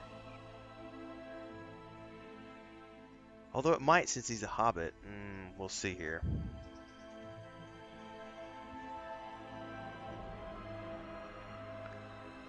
The Mapmaker's travel pack. No. Sage's pack. Sea turtle pack. No, that's all of them? Alright, hold up. What is body? Oh, these are full robes and stuff. Yeah, don't want that. So let's go back in here. I think it's going to be one of the cook packs. I just don't know which one.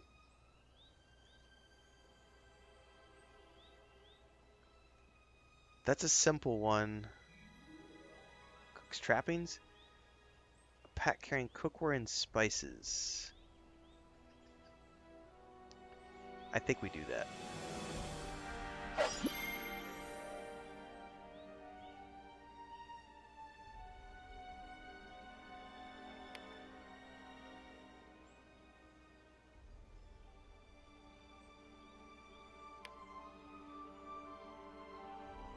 Oh yes.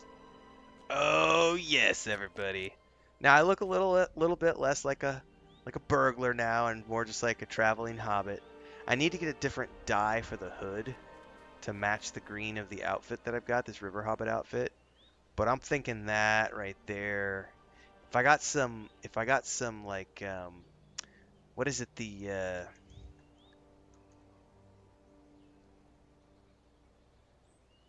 is it the Rivendell green? Head color. One of these greens. No, it's not the dark green. Forest green? That's too green. Rivendell green. Yep, that might work. The Rivendell green's a little dark, but that might totally work. Rivendell green. There's another green too. The Ranger green. Yeah, the Ranger green might work also. Guys, we need to go hit up an auction hall and see if any of these dyes are available for a reasonable price. I'm going to joke about the reasonable price because dyes are usually really expensive. Ooh, the Ashenlands green matches my shoulder pads exactly.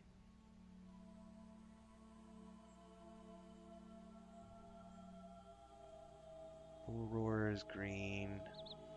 Rohan green. Dark Mossy green. Dark Mossy green's not bad either. What's up, Pippin? Hi, Mama. What's up? Oh, does Daddy get biscuits? Am I getting biscuits right now, honey?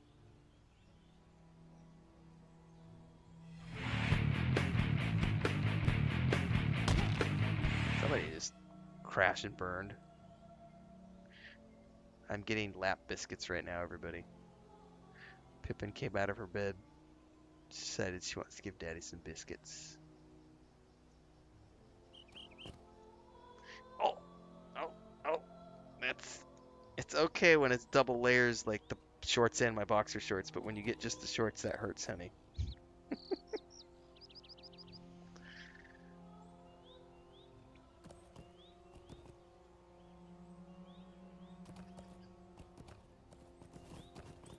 Oh, you'll waste just as much time here with cosmetics if you get into it, Notorious.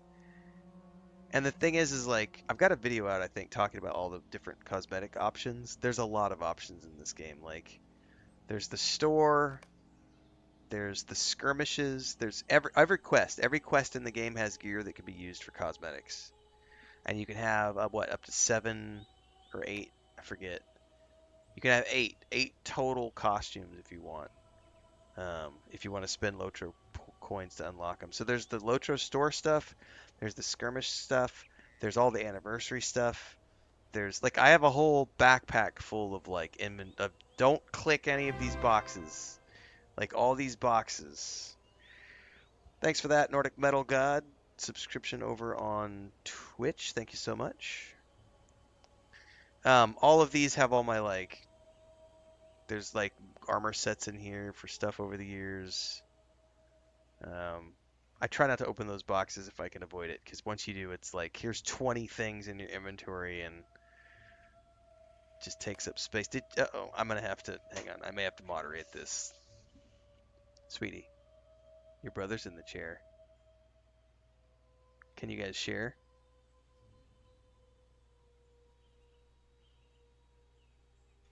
Can you share? These two are, so cats can have litters that have multiple dads. It's weird. So Merry and Smeagol look almost exactly alike. Pippin and Frodo share the same genes. They have the same color patterns and facial structure, facial colorings and everything. Sam, the one we lost, he was almost all white, and he had some of their coloring too. So, but he was mostly white. So, probably the same dad. All right. Theoretically, they'll be okay for a couple of minutes, but they may get a little over aggressive about the grooming each other here in a bit. I'll have to pay attention. Nordic Metal God says, really appreciate all the LOTRO content you put out. Found your guides really helpful. Thank you for that. Some of the guides are a little outdated, but most of them should still be relatively... I try to make them evergreen so that I don't have to come back and review them every year. Every couple of years. We need to go find an auction hall, everybody, and finish our transmog. I don't want to run around with this little green hat, but we are going to get this quest first. The elves of Eregion were deceived before by gifts and Return to the promises of city above and secret see the knowledge. state. There may be artifacts we should keep from the Odrix. That's a cool quest. We're not going to do it right now. Also, it got orange, which means I probably need to back out and do some side quests to get my level up. Alright, so they're fighting now. Hang on.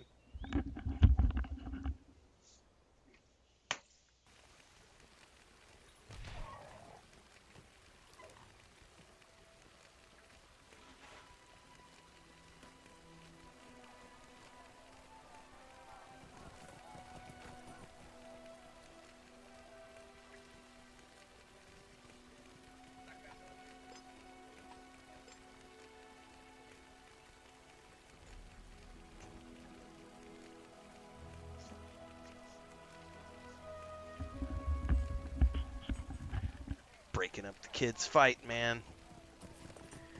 I'm pretty sure I can fast travel back to Bree from here to get to the auction hall. The question is, do I have enough coin?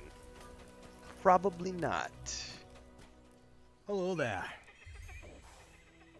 But we can go take a look nonetheless.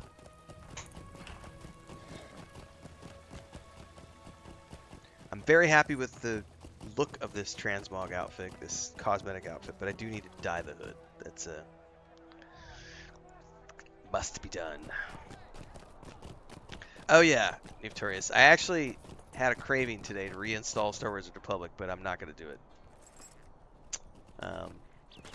Somebody had asked a question today about like the state of that game, and I was like, well, What do you need?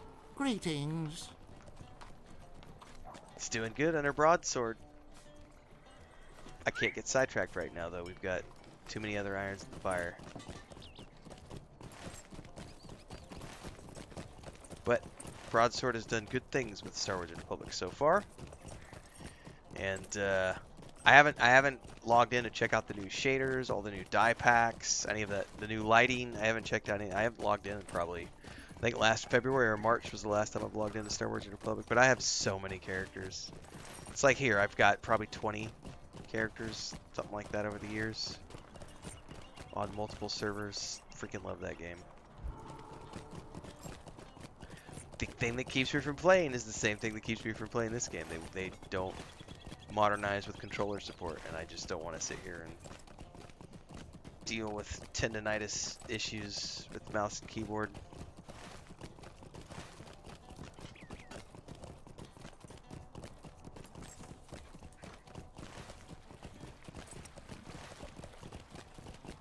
But it's a good game.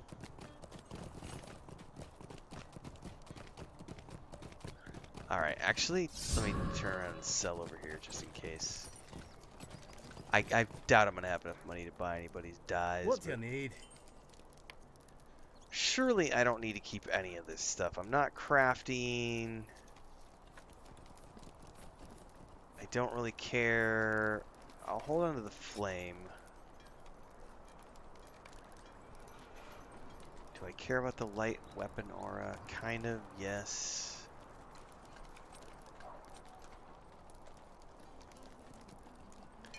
I should probably sell the hides on the broker, because those will actually bring some coin. Everything else I can just get rid of.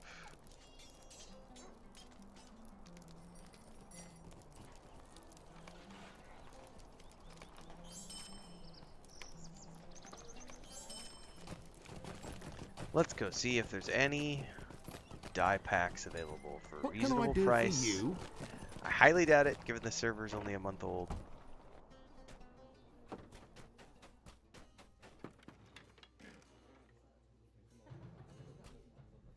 What do you need?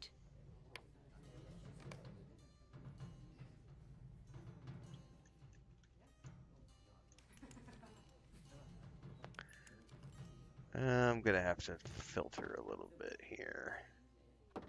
What's that gonna be under? Crafting?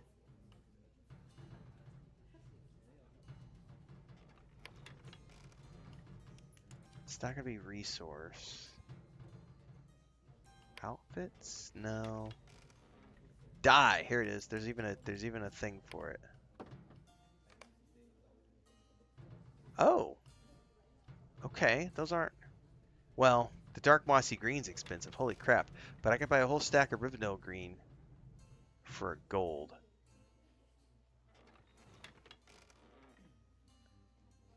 All right, hold that thought. We're gonna figure out which one of these I want. Because some of these be expensive. Sort by buyout. Yeah, I'm pretty sure it's not dark green. Let's double check. Yeah, it's not dark green. It's either going to be ashen.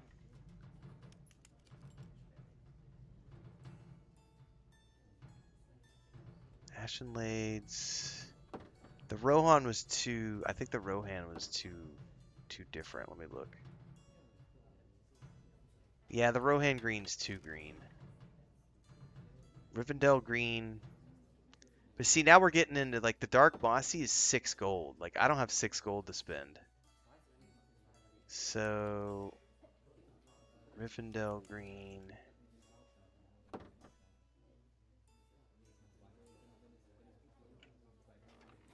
I can do Rivendell green. I can make Rivendell green work. And it's a stack of 10, so I can use, I mean, theoretically I could probably turn the whole set Rivendell green. What would that look like?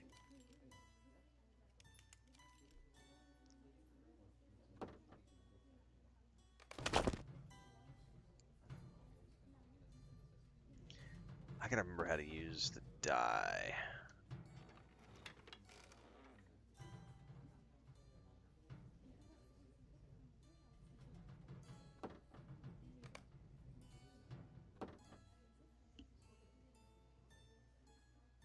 Dye it up. Okay.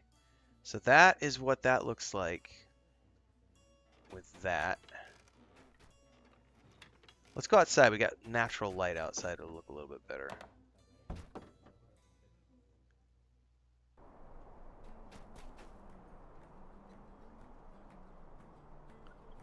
I can dig it. What if we do the whole set? I don't know that I want to do the whole set, but let's see what it looks like if we do the whole set.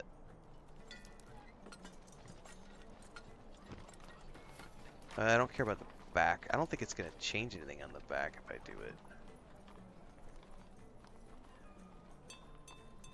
Oh, it changes the bedroll. Interesting.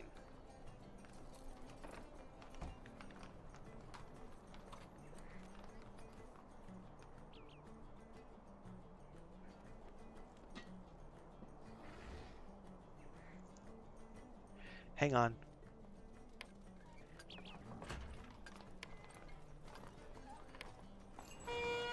Okay, those are overwritten.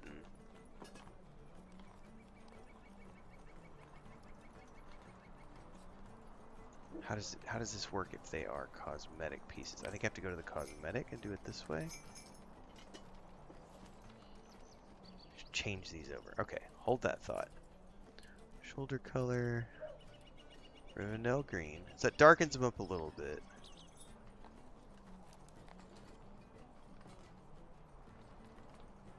Rivendell green.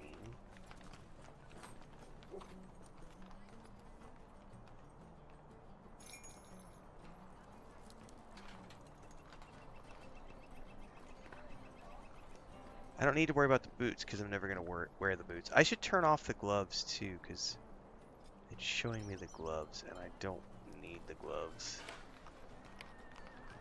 Those could be just a hand. So, I might do it. I might do the whole Rivendell all the way through. Looks pretty groovy. Alright, so we need to do...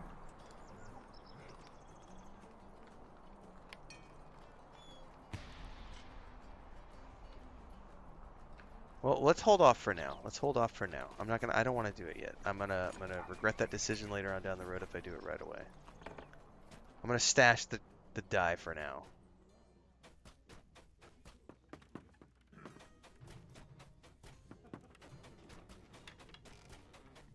Because you never know. I might come across a different set that I wanna Greetings. die. I keep hitting B to open that. Like I'm playing too much World of Warcraft. I'm gonna stash that. No, hang on. Drag and drop.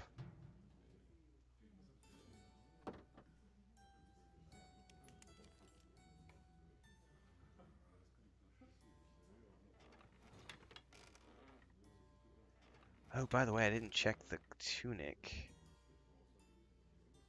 If I dye the tunic, what does it do to it?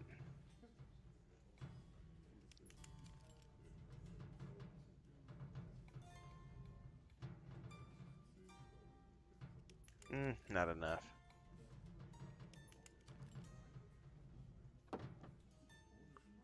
The Mladder's Fallen Leaf stuff is really cool too. It's like a nice deep orange. Looks like the leaves in the troll shaws.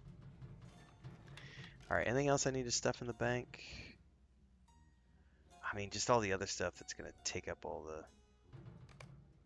How can I be of service? Might as well do it. I'm going to hold on to that. Don't need that. Don't need that.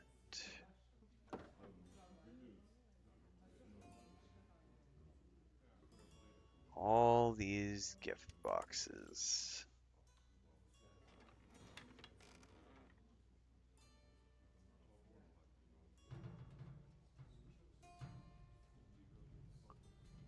The flame. The weapon. I'll hold on to that one. That's the gift for New Wanderer. 10-year gift box.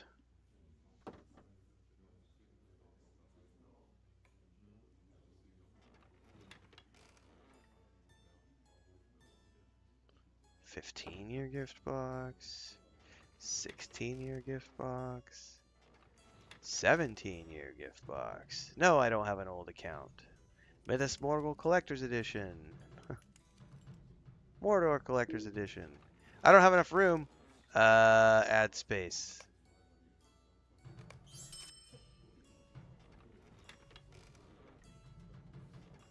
Alright, I am going to keep this one though. That sometimes has some goodies in it.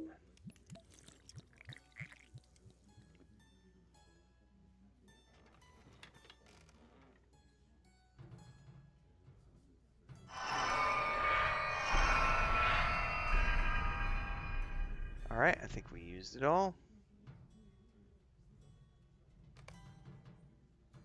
Yep, please rearrange. Okay, we're good. Alright, we got a hood. We got a backpack. A cooking pack. We look like a proper Hobbit now. Yeah? I think we do.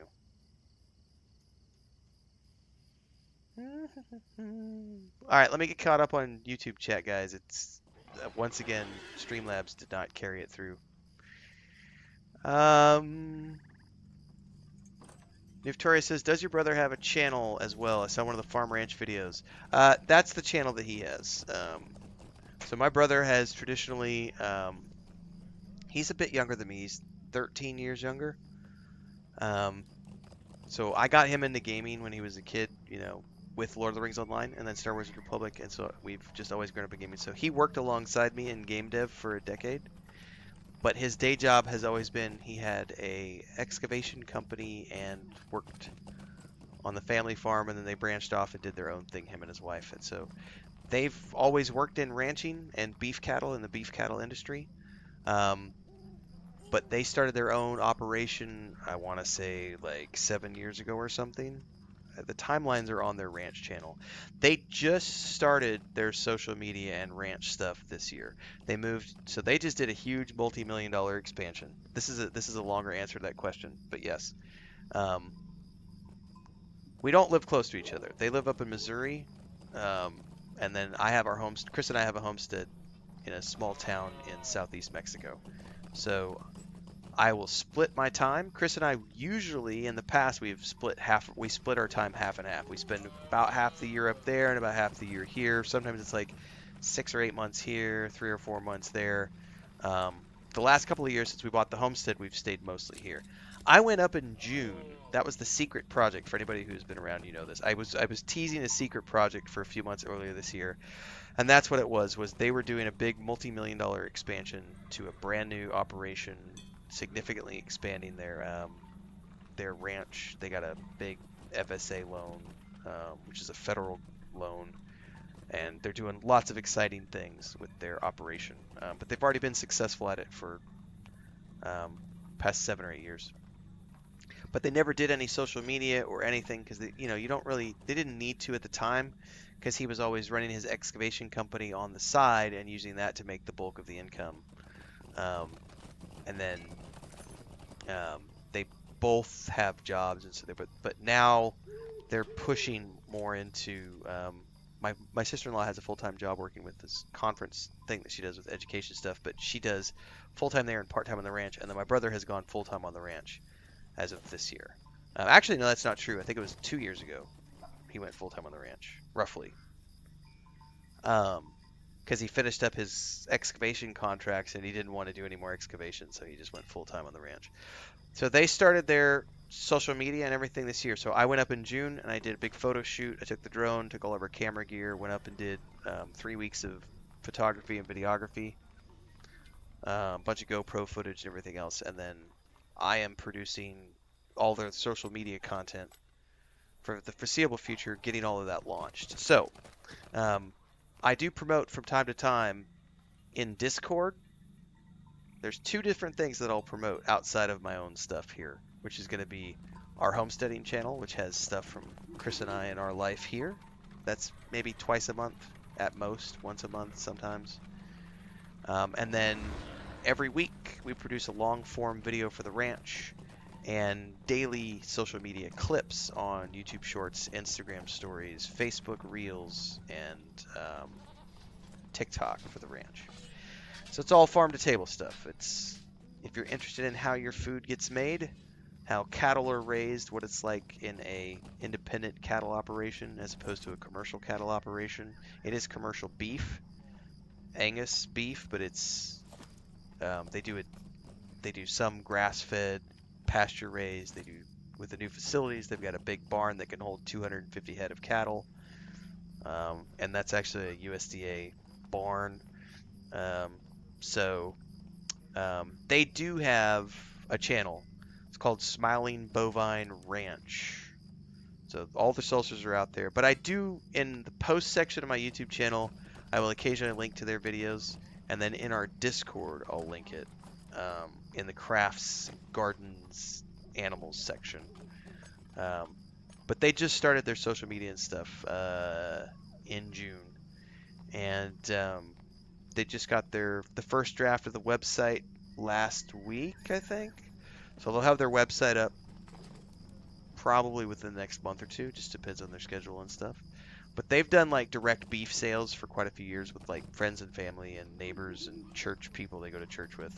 And this year they're expanding and doing direct consumer sales to whoever lives in the area, whoever wants to drive there and show up, because they are using local butchers in the area. But that whole channel is that's something I do. That's usually what I'm doing at like 4:30 in the morning, is I'm working on ranch stuff for the first hour of my day. Get up at 4, get my coffee, get my medication, and then I roll into video production for the ranch stuff, and then we go from there. But yeah, we don't live close to each other. It's a trip every time I go up. Which means usually when I go up, usually when Chris and I go up, we'll go up for a few months. But this trip was only 3 weeks because I went by myself because, you know, ever since we got here, now we have all of our own animals. So Chris can't just come with me now on all the trips, and I can't go with her. Like literally, so I don't get to go.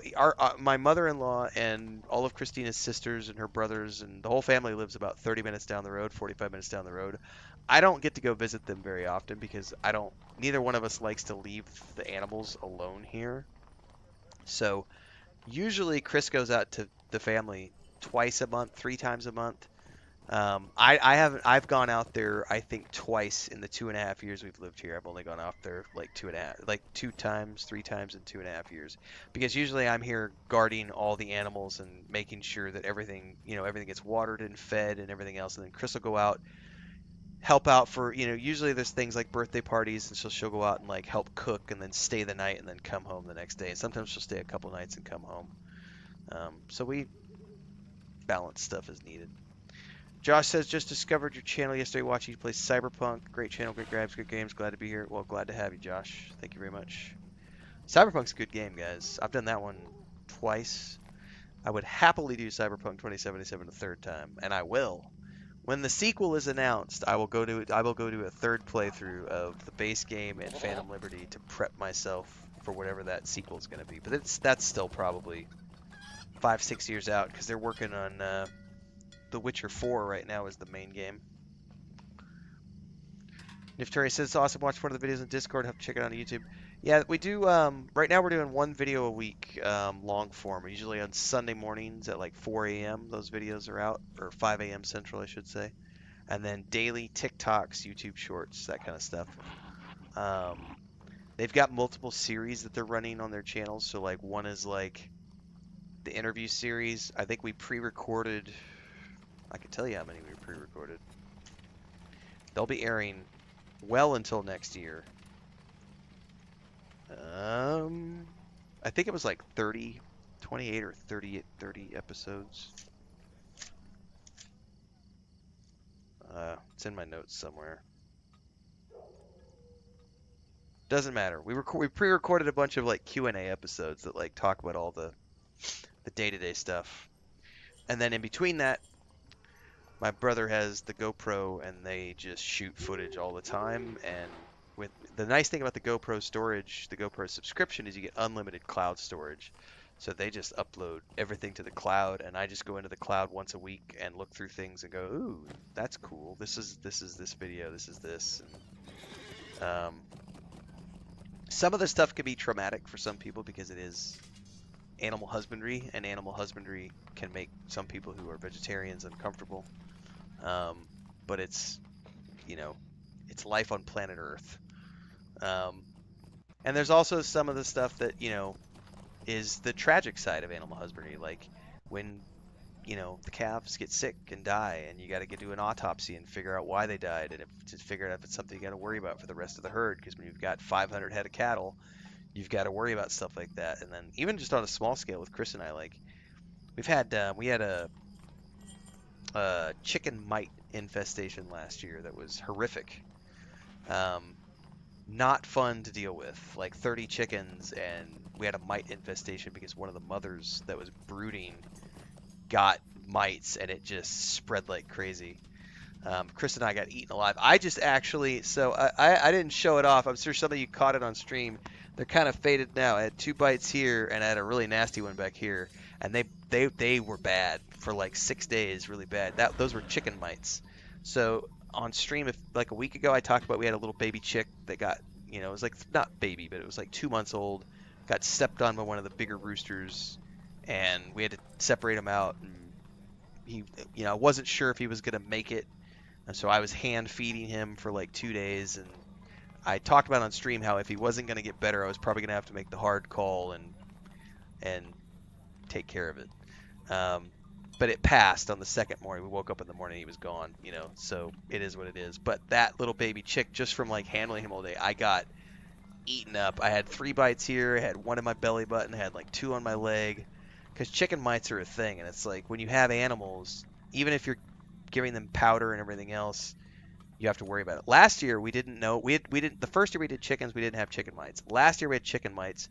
This year we still have mites, but we're powdering So that keeps the mites to a minimum. But still, it's like you get out there and you handling chickens, you're gonna get ate up, and that's just something you have to deal with.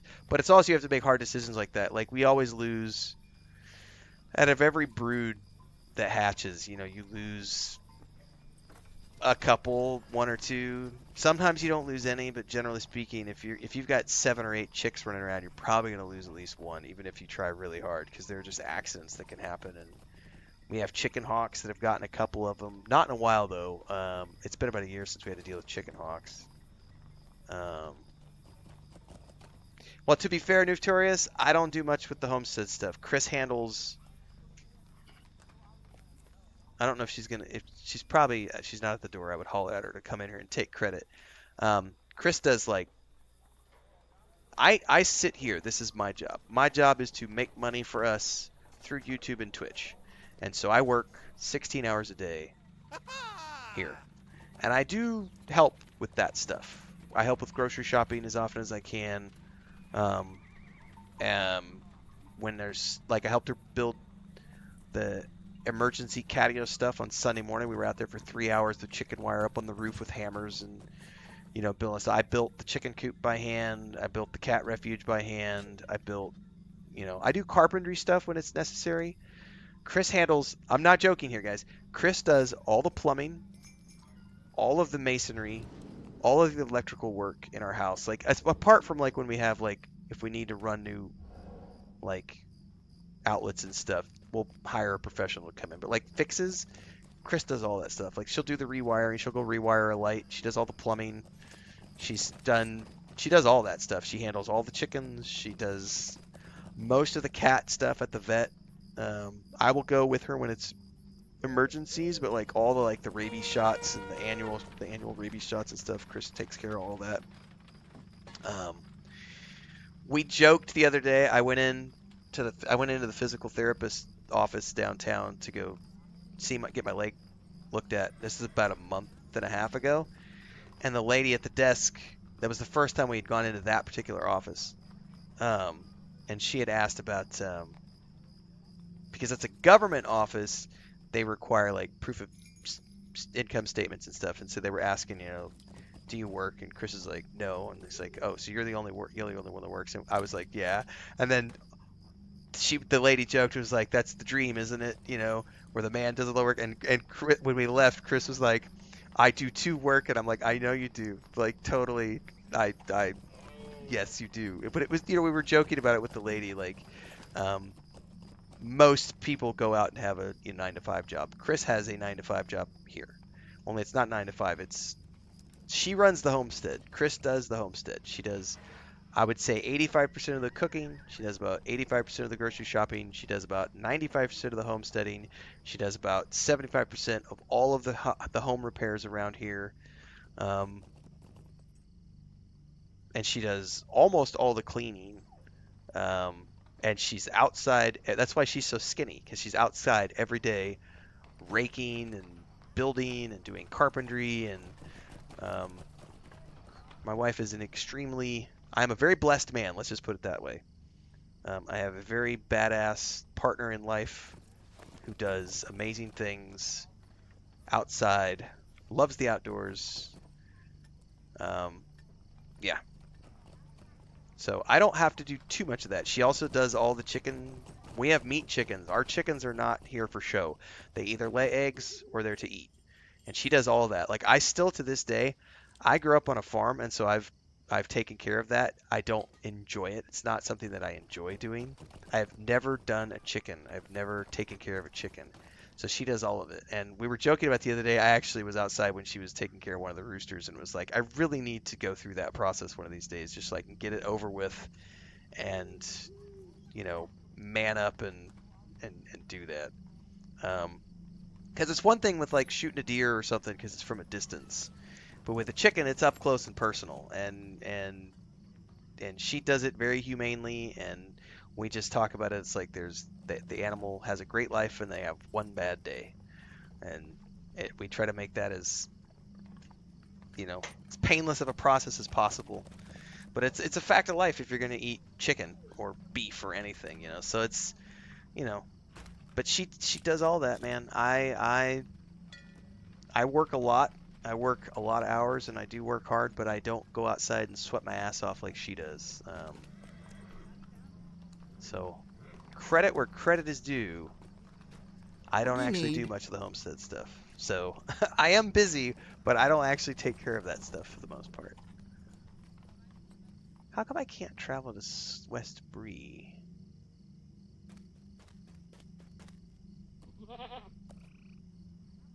Well, I guess I can. It just looked weird to highlight.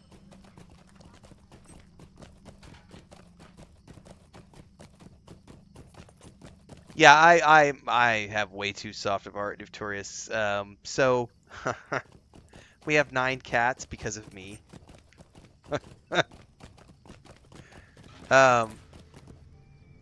Yeah, and granted, they're both basically it's a mama cat, 2 litters, and one that showed up on our doorstep completely beaten and starving, and I can't. It was like, it's on my doorstep. I can't. And we tried, like I did. I like shoot away when Snow White, we call her Snow White, Blanca Nieve, when she came to the door, I was like, we can't have any more cats. We had, it's like we already have all these other cats. She was skin and bones and had obviously just had a litter somewhere and was literally starving to death. And I was like, I just don't want to, can't have any more cats. And so we shoot her away with a broom. She kept coming back. We sprayed her with water. She kept coming back. And then I think the second night or the third night where she kept coming back, she showed up with a massive, like, golf ball sized, like, lesion. It's not a lesion. There's a word for it, and I'm blanking on the name. When somebody gets hit and it swells up, there's a word for that, and I can't remember. But we're pretty sure that because this is what happens here, unfortunately. Renters will rent a building. They'll have an animal who's not really their animal. It's kind of a street cat or a street dog that they just give food to, and then they leave after 6 months. A contusion, that's the word, yes.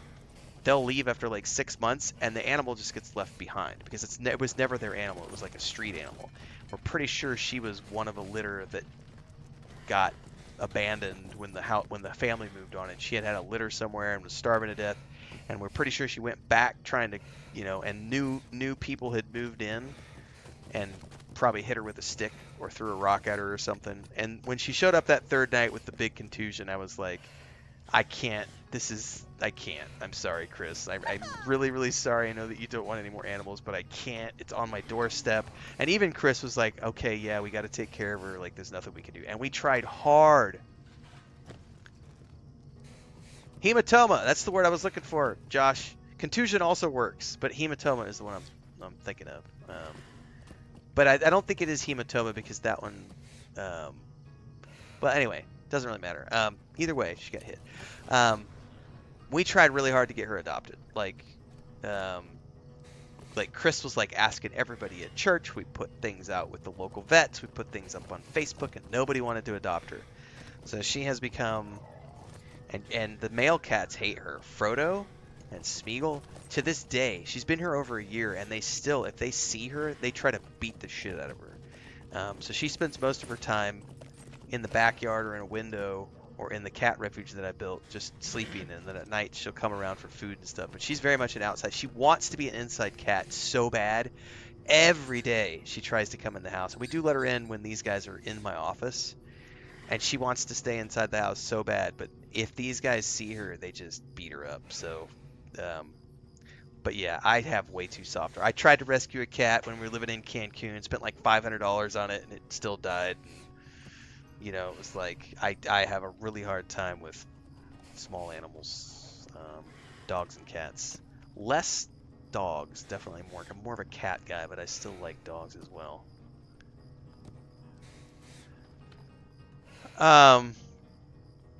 Yeah, Chris does a really good job. We just don't have space anymore either. So it's like we have like 30 chickens and 9 cats, and there's just not enough space for everything anymore. So it's like we're pretty good on.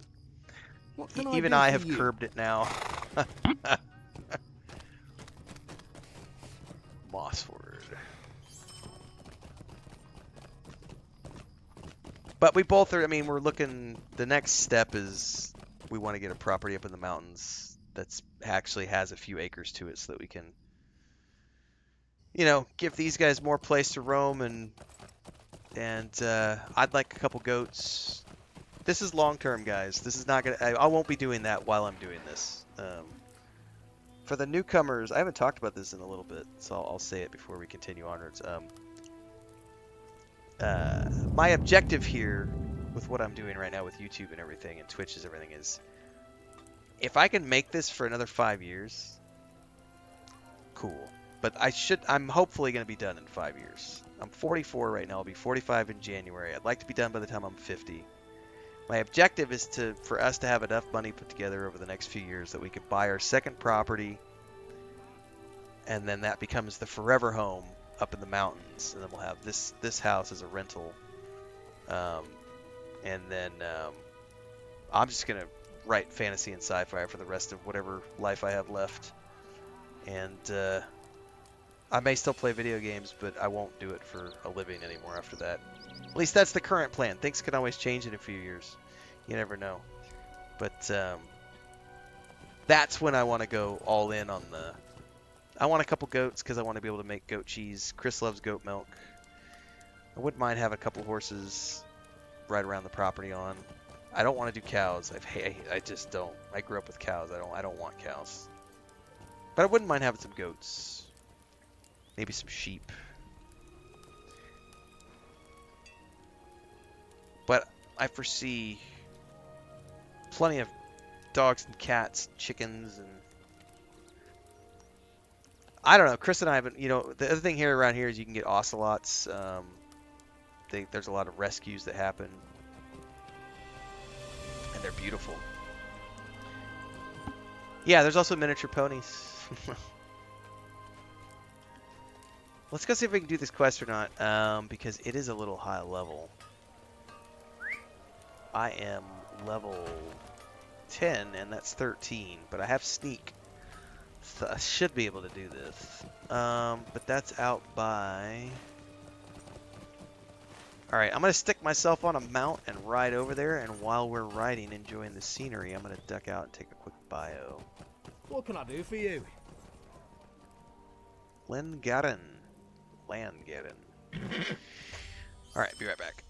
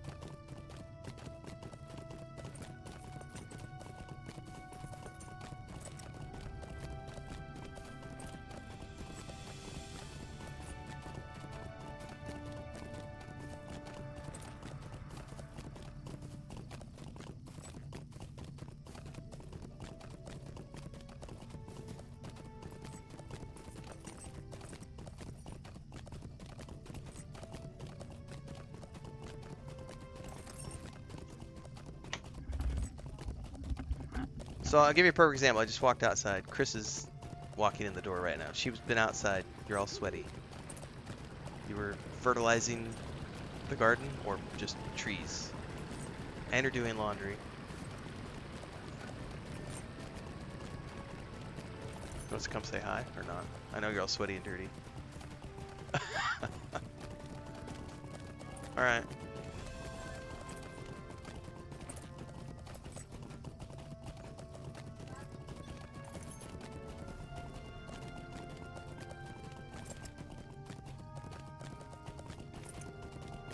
30 minutos más o menos.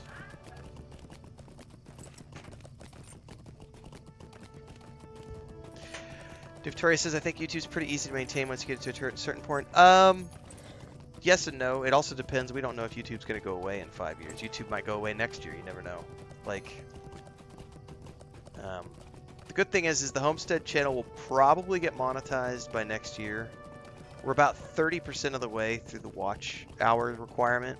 I don't post enough content there for it to get the watch hours that it needs quick enough.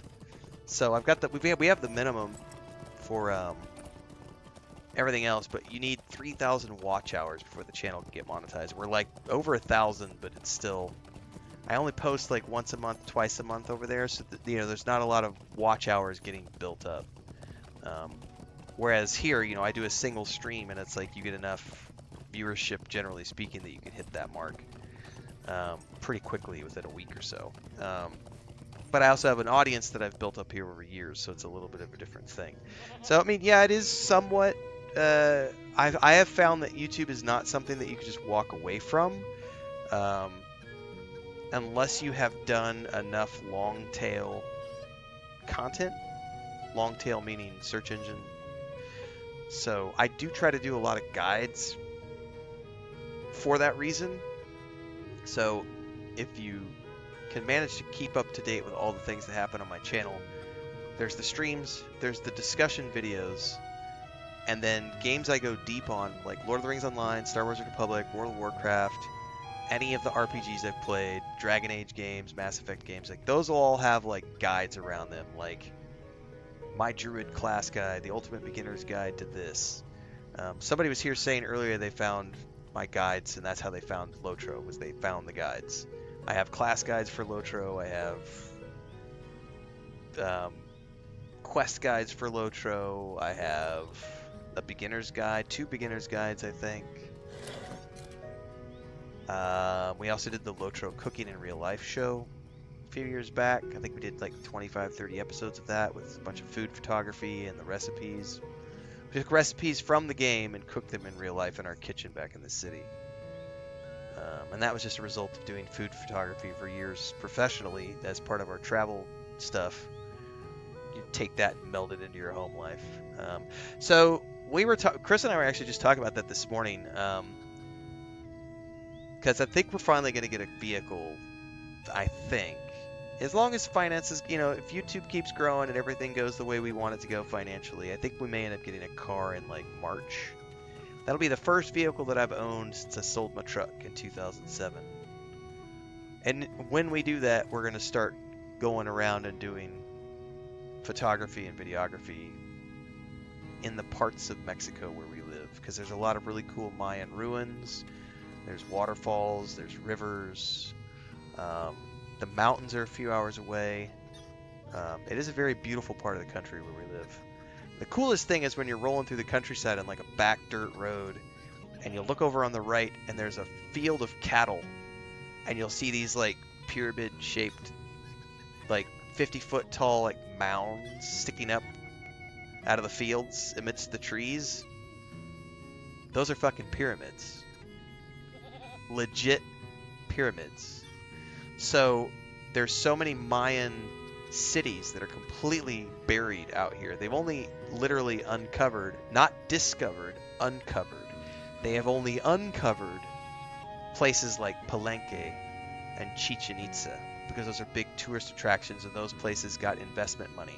But all around where we live, you could drive through these country fields that are just full of cattle and sheep and horses, and it's just the top 50 feet, top 30 feet of these ancient Mayan pyramids are just all around, because this place was once the Mayan Empire. It is the trippiest thing you'll ever see. And there have been a couple of like small university expeditions that have come along and like uncovered like a group of 6 or 7 little pyramids, and this one little over here. And so they'll have these in the middle of a cow field, and there'll be like this little, it's a few hundred feet in this direction, a few hundred feet in that direction, and they've uncovered the top like portions of like these 6 pyramids, and did it as a research project for a university like 10 years ago or something. So there's, we did stuff years ago when we were still doing travel blog stuff, but that stuff's all like 10, 12 years old. So I think we talked about as soon as we get a car, we're gonna start doing that on the weekends, and we'll build up that other channel too a little bit with just local content from around where we live, where the homestead is. Niftori says, I found you through the World of Warcraft controller video, but I like all the other content. Awesome.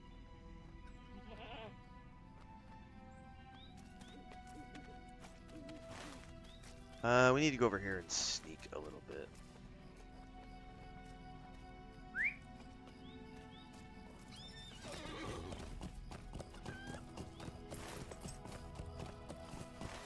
Wait, can I ride out there? Which...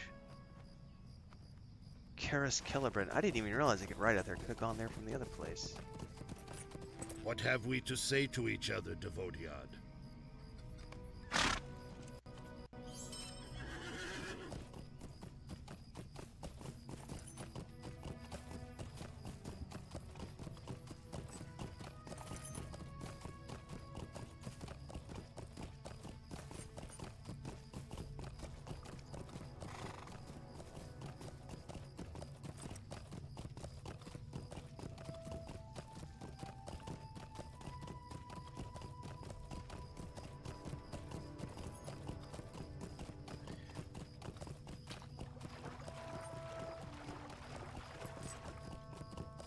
Oops, wrong keyboard. I started replying to somebody's message on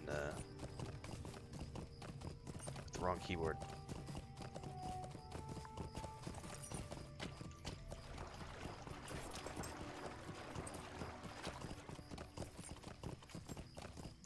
Someone was asking if I separated. They found my Lore Master playthrough from a couple years ago, and they just asked if I did a playlist of the Lore Master, because I played him from the character creation all the way through to, it was like 2 years I think I played that character live, and just did a bunch of videos with it and uploads and everything all the way to Gondor.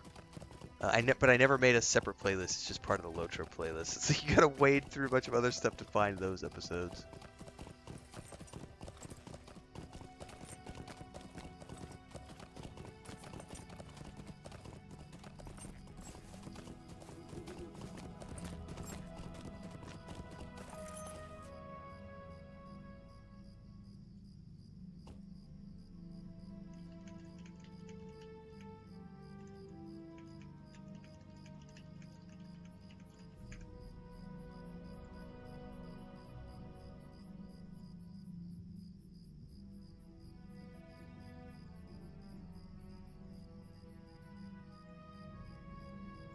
I literally someone just left a ranty comment on one of my Star Wars Outlaws videos telling me that I'm playing the game incorrectly by reloading my saves.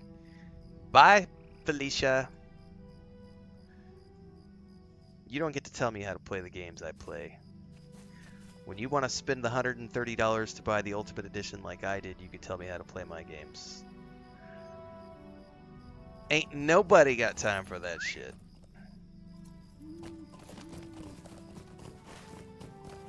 They literally said, it's interrupting the flow of games and it's making me not want to watch your content. Well, then don't watch my content. Bye! Like, you are now hidden from channel. It's like, it's that simple. I don't want that kind of negativity around me. We are going way up in here.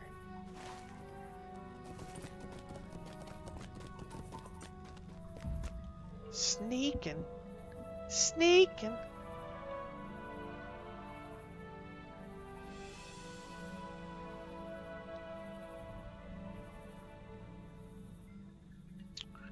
I'm looking for artifacts, so I don't know exactly. Okay, here's one.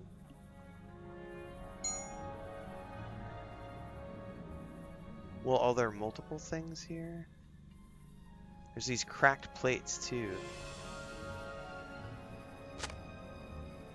I guess they're all part of the same.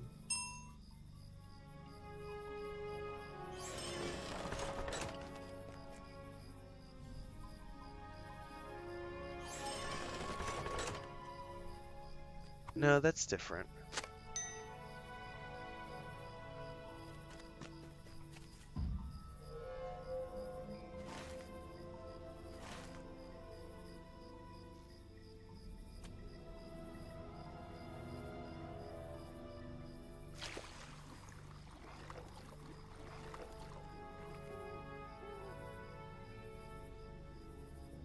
Oh, we got a aged hammer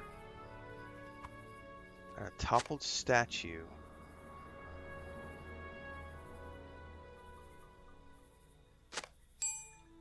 Once proud statue of Celebrimbor now is alive, half buried in the earth. Speaking of Celebrimbor, I'm about to go watch episode 2 of Rings of Power with Chris tonight from season 2. And this is the episode where Anatar reveals himself to Celebrimbor. It's so good.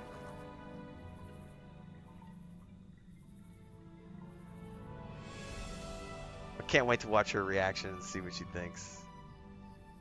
Because she has not read the book, so she has no book baggage like I do.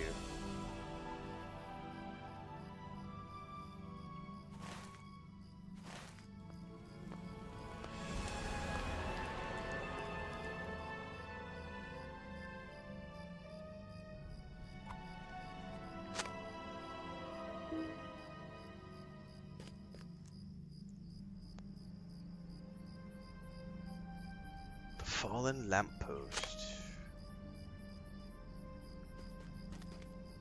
Let's sneak out of here.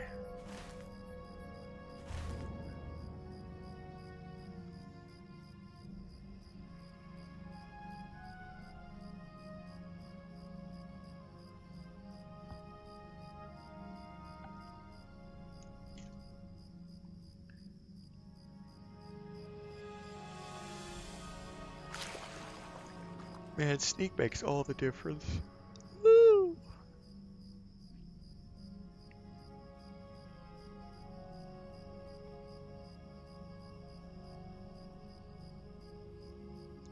Bringing the artifacts you've collected to Burglar, northwest of Cadaskelebrin.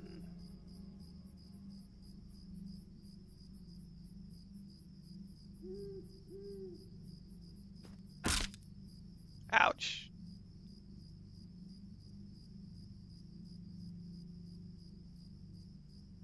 Alright. I only broke one leg on the way down. These are sad reminders of times long past. Pregaloth gazes at the horizon obscured by distant fog. From the hilltop above you hear the harsh calls of orc kind even over the wind. After a moment, the elf warrior turns back to you.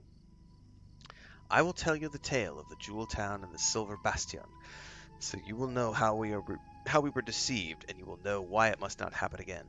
It is of Antheron I must speak, the giver of gifts, but you will know him by another name, for he was Sauron, and he is the enemy. Ooh, we're gonna get a lore drop. After the fall of Valerion, most of my people came to live in the land of Lindon to the west. Under the benevolent rule of Gil-galad, which is what we're actually watching in Rings of Power right now. Bonds of friendship were made with the dwarves of Ered Luin, but a thriving trade in metal and gems with that people dwindled as the Longbeards suffered war and disaster of their own. Yearning for mithril to fashion into their works of art and beauty, many of the Noldor followed the dwarves as they journeyed eastward. Led by Celebrimbor, descendant of Feanor, the elves settled in the holly-covered hills beneath the west gates of Khazad-dûm. There was once again friendship and trade between elf and dwarf, and Celebrimbor's city in Eregion thrived. Eregion was still a young kingdom when the men of Numenor arrived. Tar Aldarion, the king, sailed up the river Gwathlo and debarked to explore the Swanfleet on foot. He befriended Celebrimbor and forged alliances with the elf-smiths, and in return they taught some among his people techniques of armor shaping and the graving of Ithildin and moon runes. In time, Aldarion grew old and came no more to Cadaskelebrin, but the friendship between his people and mine endured. The friendship endured, but it was tested. The Numenorians were a seafaring people, and they had long exhausted the forests of their inland home. They hungered for timber to build more and mightier ships. The Lady Galadriel, who dwelt for a time in Eregion and often danced along the lily-covered waterways, despaired to see the toll taken upon the wide woodlands by the Numenorian axes. When the shipbuilders began to dredge her beloved swan fleet and build dikes to channel the waters, she entreated Celebrimbor to stop the men of Numenor from harming the land. By the way, this is all book lore, so this is stuff you'll find not necessarily in deep in the Lord of the Rings, but in the appendices and the greater stuff beyond. What's the robe look like? Ooh, that's not a bad looking robe. Pat's leather jacket, not a fan. Alright, this will take us into a different quest line, probably doing a session play where we play a part of the past. But we're not going to do that tonight. I'm at the end of this evening's session because I got to wind down and get ready to go watch the episode of Rings of Power with Chris and help her with some evening chores. So I'm going to head out from here, everybody. We had about 45 people at the peak tonight, so we're down a little bit from last week's viewership. But we're still good enough that we'll do another week. We'll see how the turnout is next Monday. So if you want to see more, as always, I always tell people, you just got to show up and watch the streams and interact with the content, because that's how you ensure that I keep streaming the games that you love. So next Monday, 6 p.m. Central, I'll be doing more Lord of the Rings Online. Hopefully we'll see you there. In the meantime, daily streams happen on YouTube and Twitch. Currently working through Star Wars Outlaws, so I'll be back tomorrow morning around 10 or 11 a.m. Central Time for the morning stream, so hopefully we'll see you there. And the rest of you who are enjoying the Lord of the Rings Online content, don't forget to check out the playlist below. And tomorrow morning, bright and early, I have a video coming out about my favorite class in the Lord of the Rings Online. That's scheduled to go live at 6 a.m. tomorrow morning. So if you're on YouTube, go check it out. Click the notify button so that you're notified when it goes live. And if you're on Twitch right now, go over to the YouTube channel. You'll find the video, What's My Favorite Class in Lord of the Rings Online. That's going out tomorrow morning. You can watch it at 6 a.m. bright and early. We'll see you there, everybody. Thanks so much for the subscriptions, memberships, super chats, donations, and all the good things you guys do to keep me on the air full time and tuning in to the live streams when I'm live. Happy adventuring in Middle Earth, and I will see everybody in the next one. Stay safe.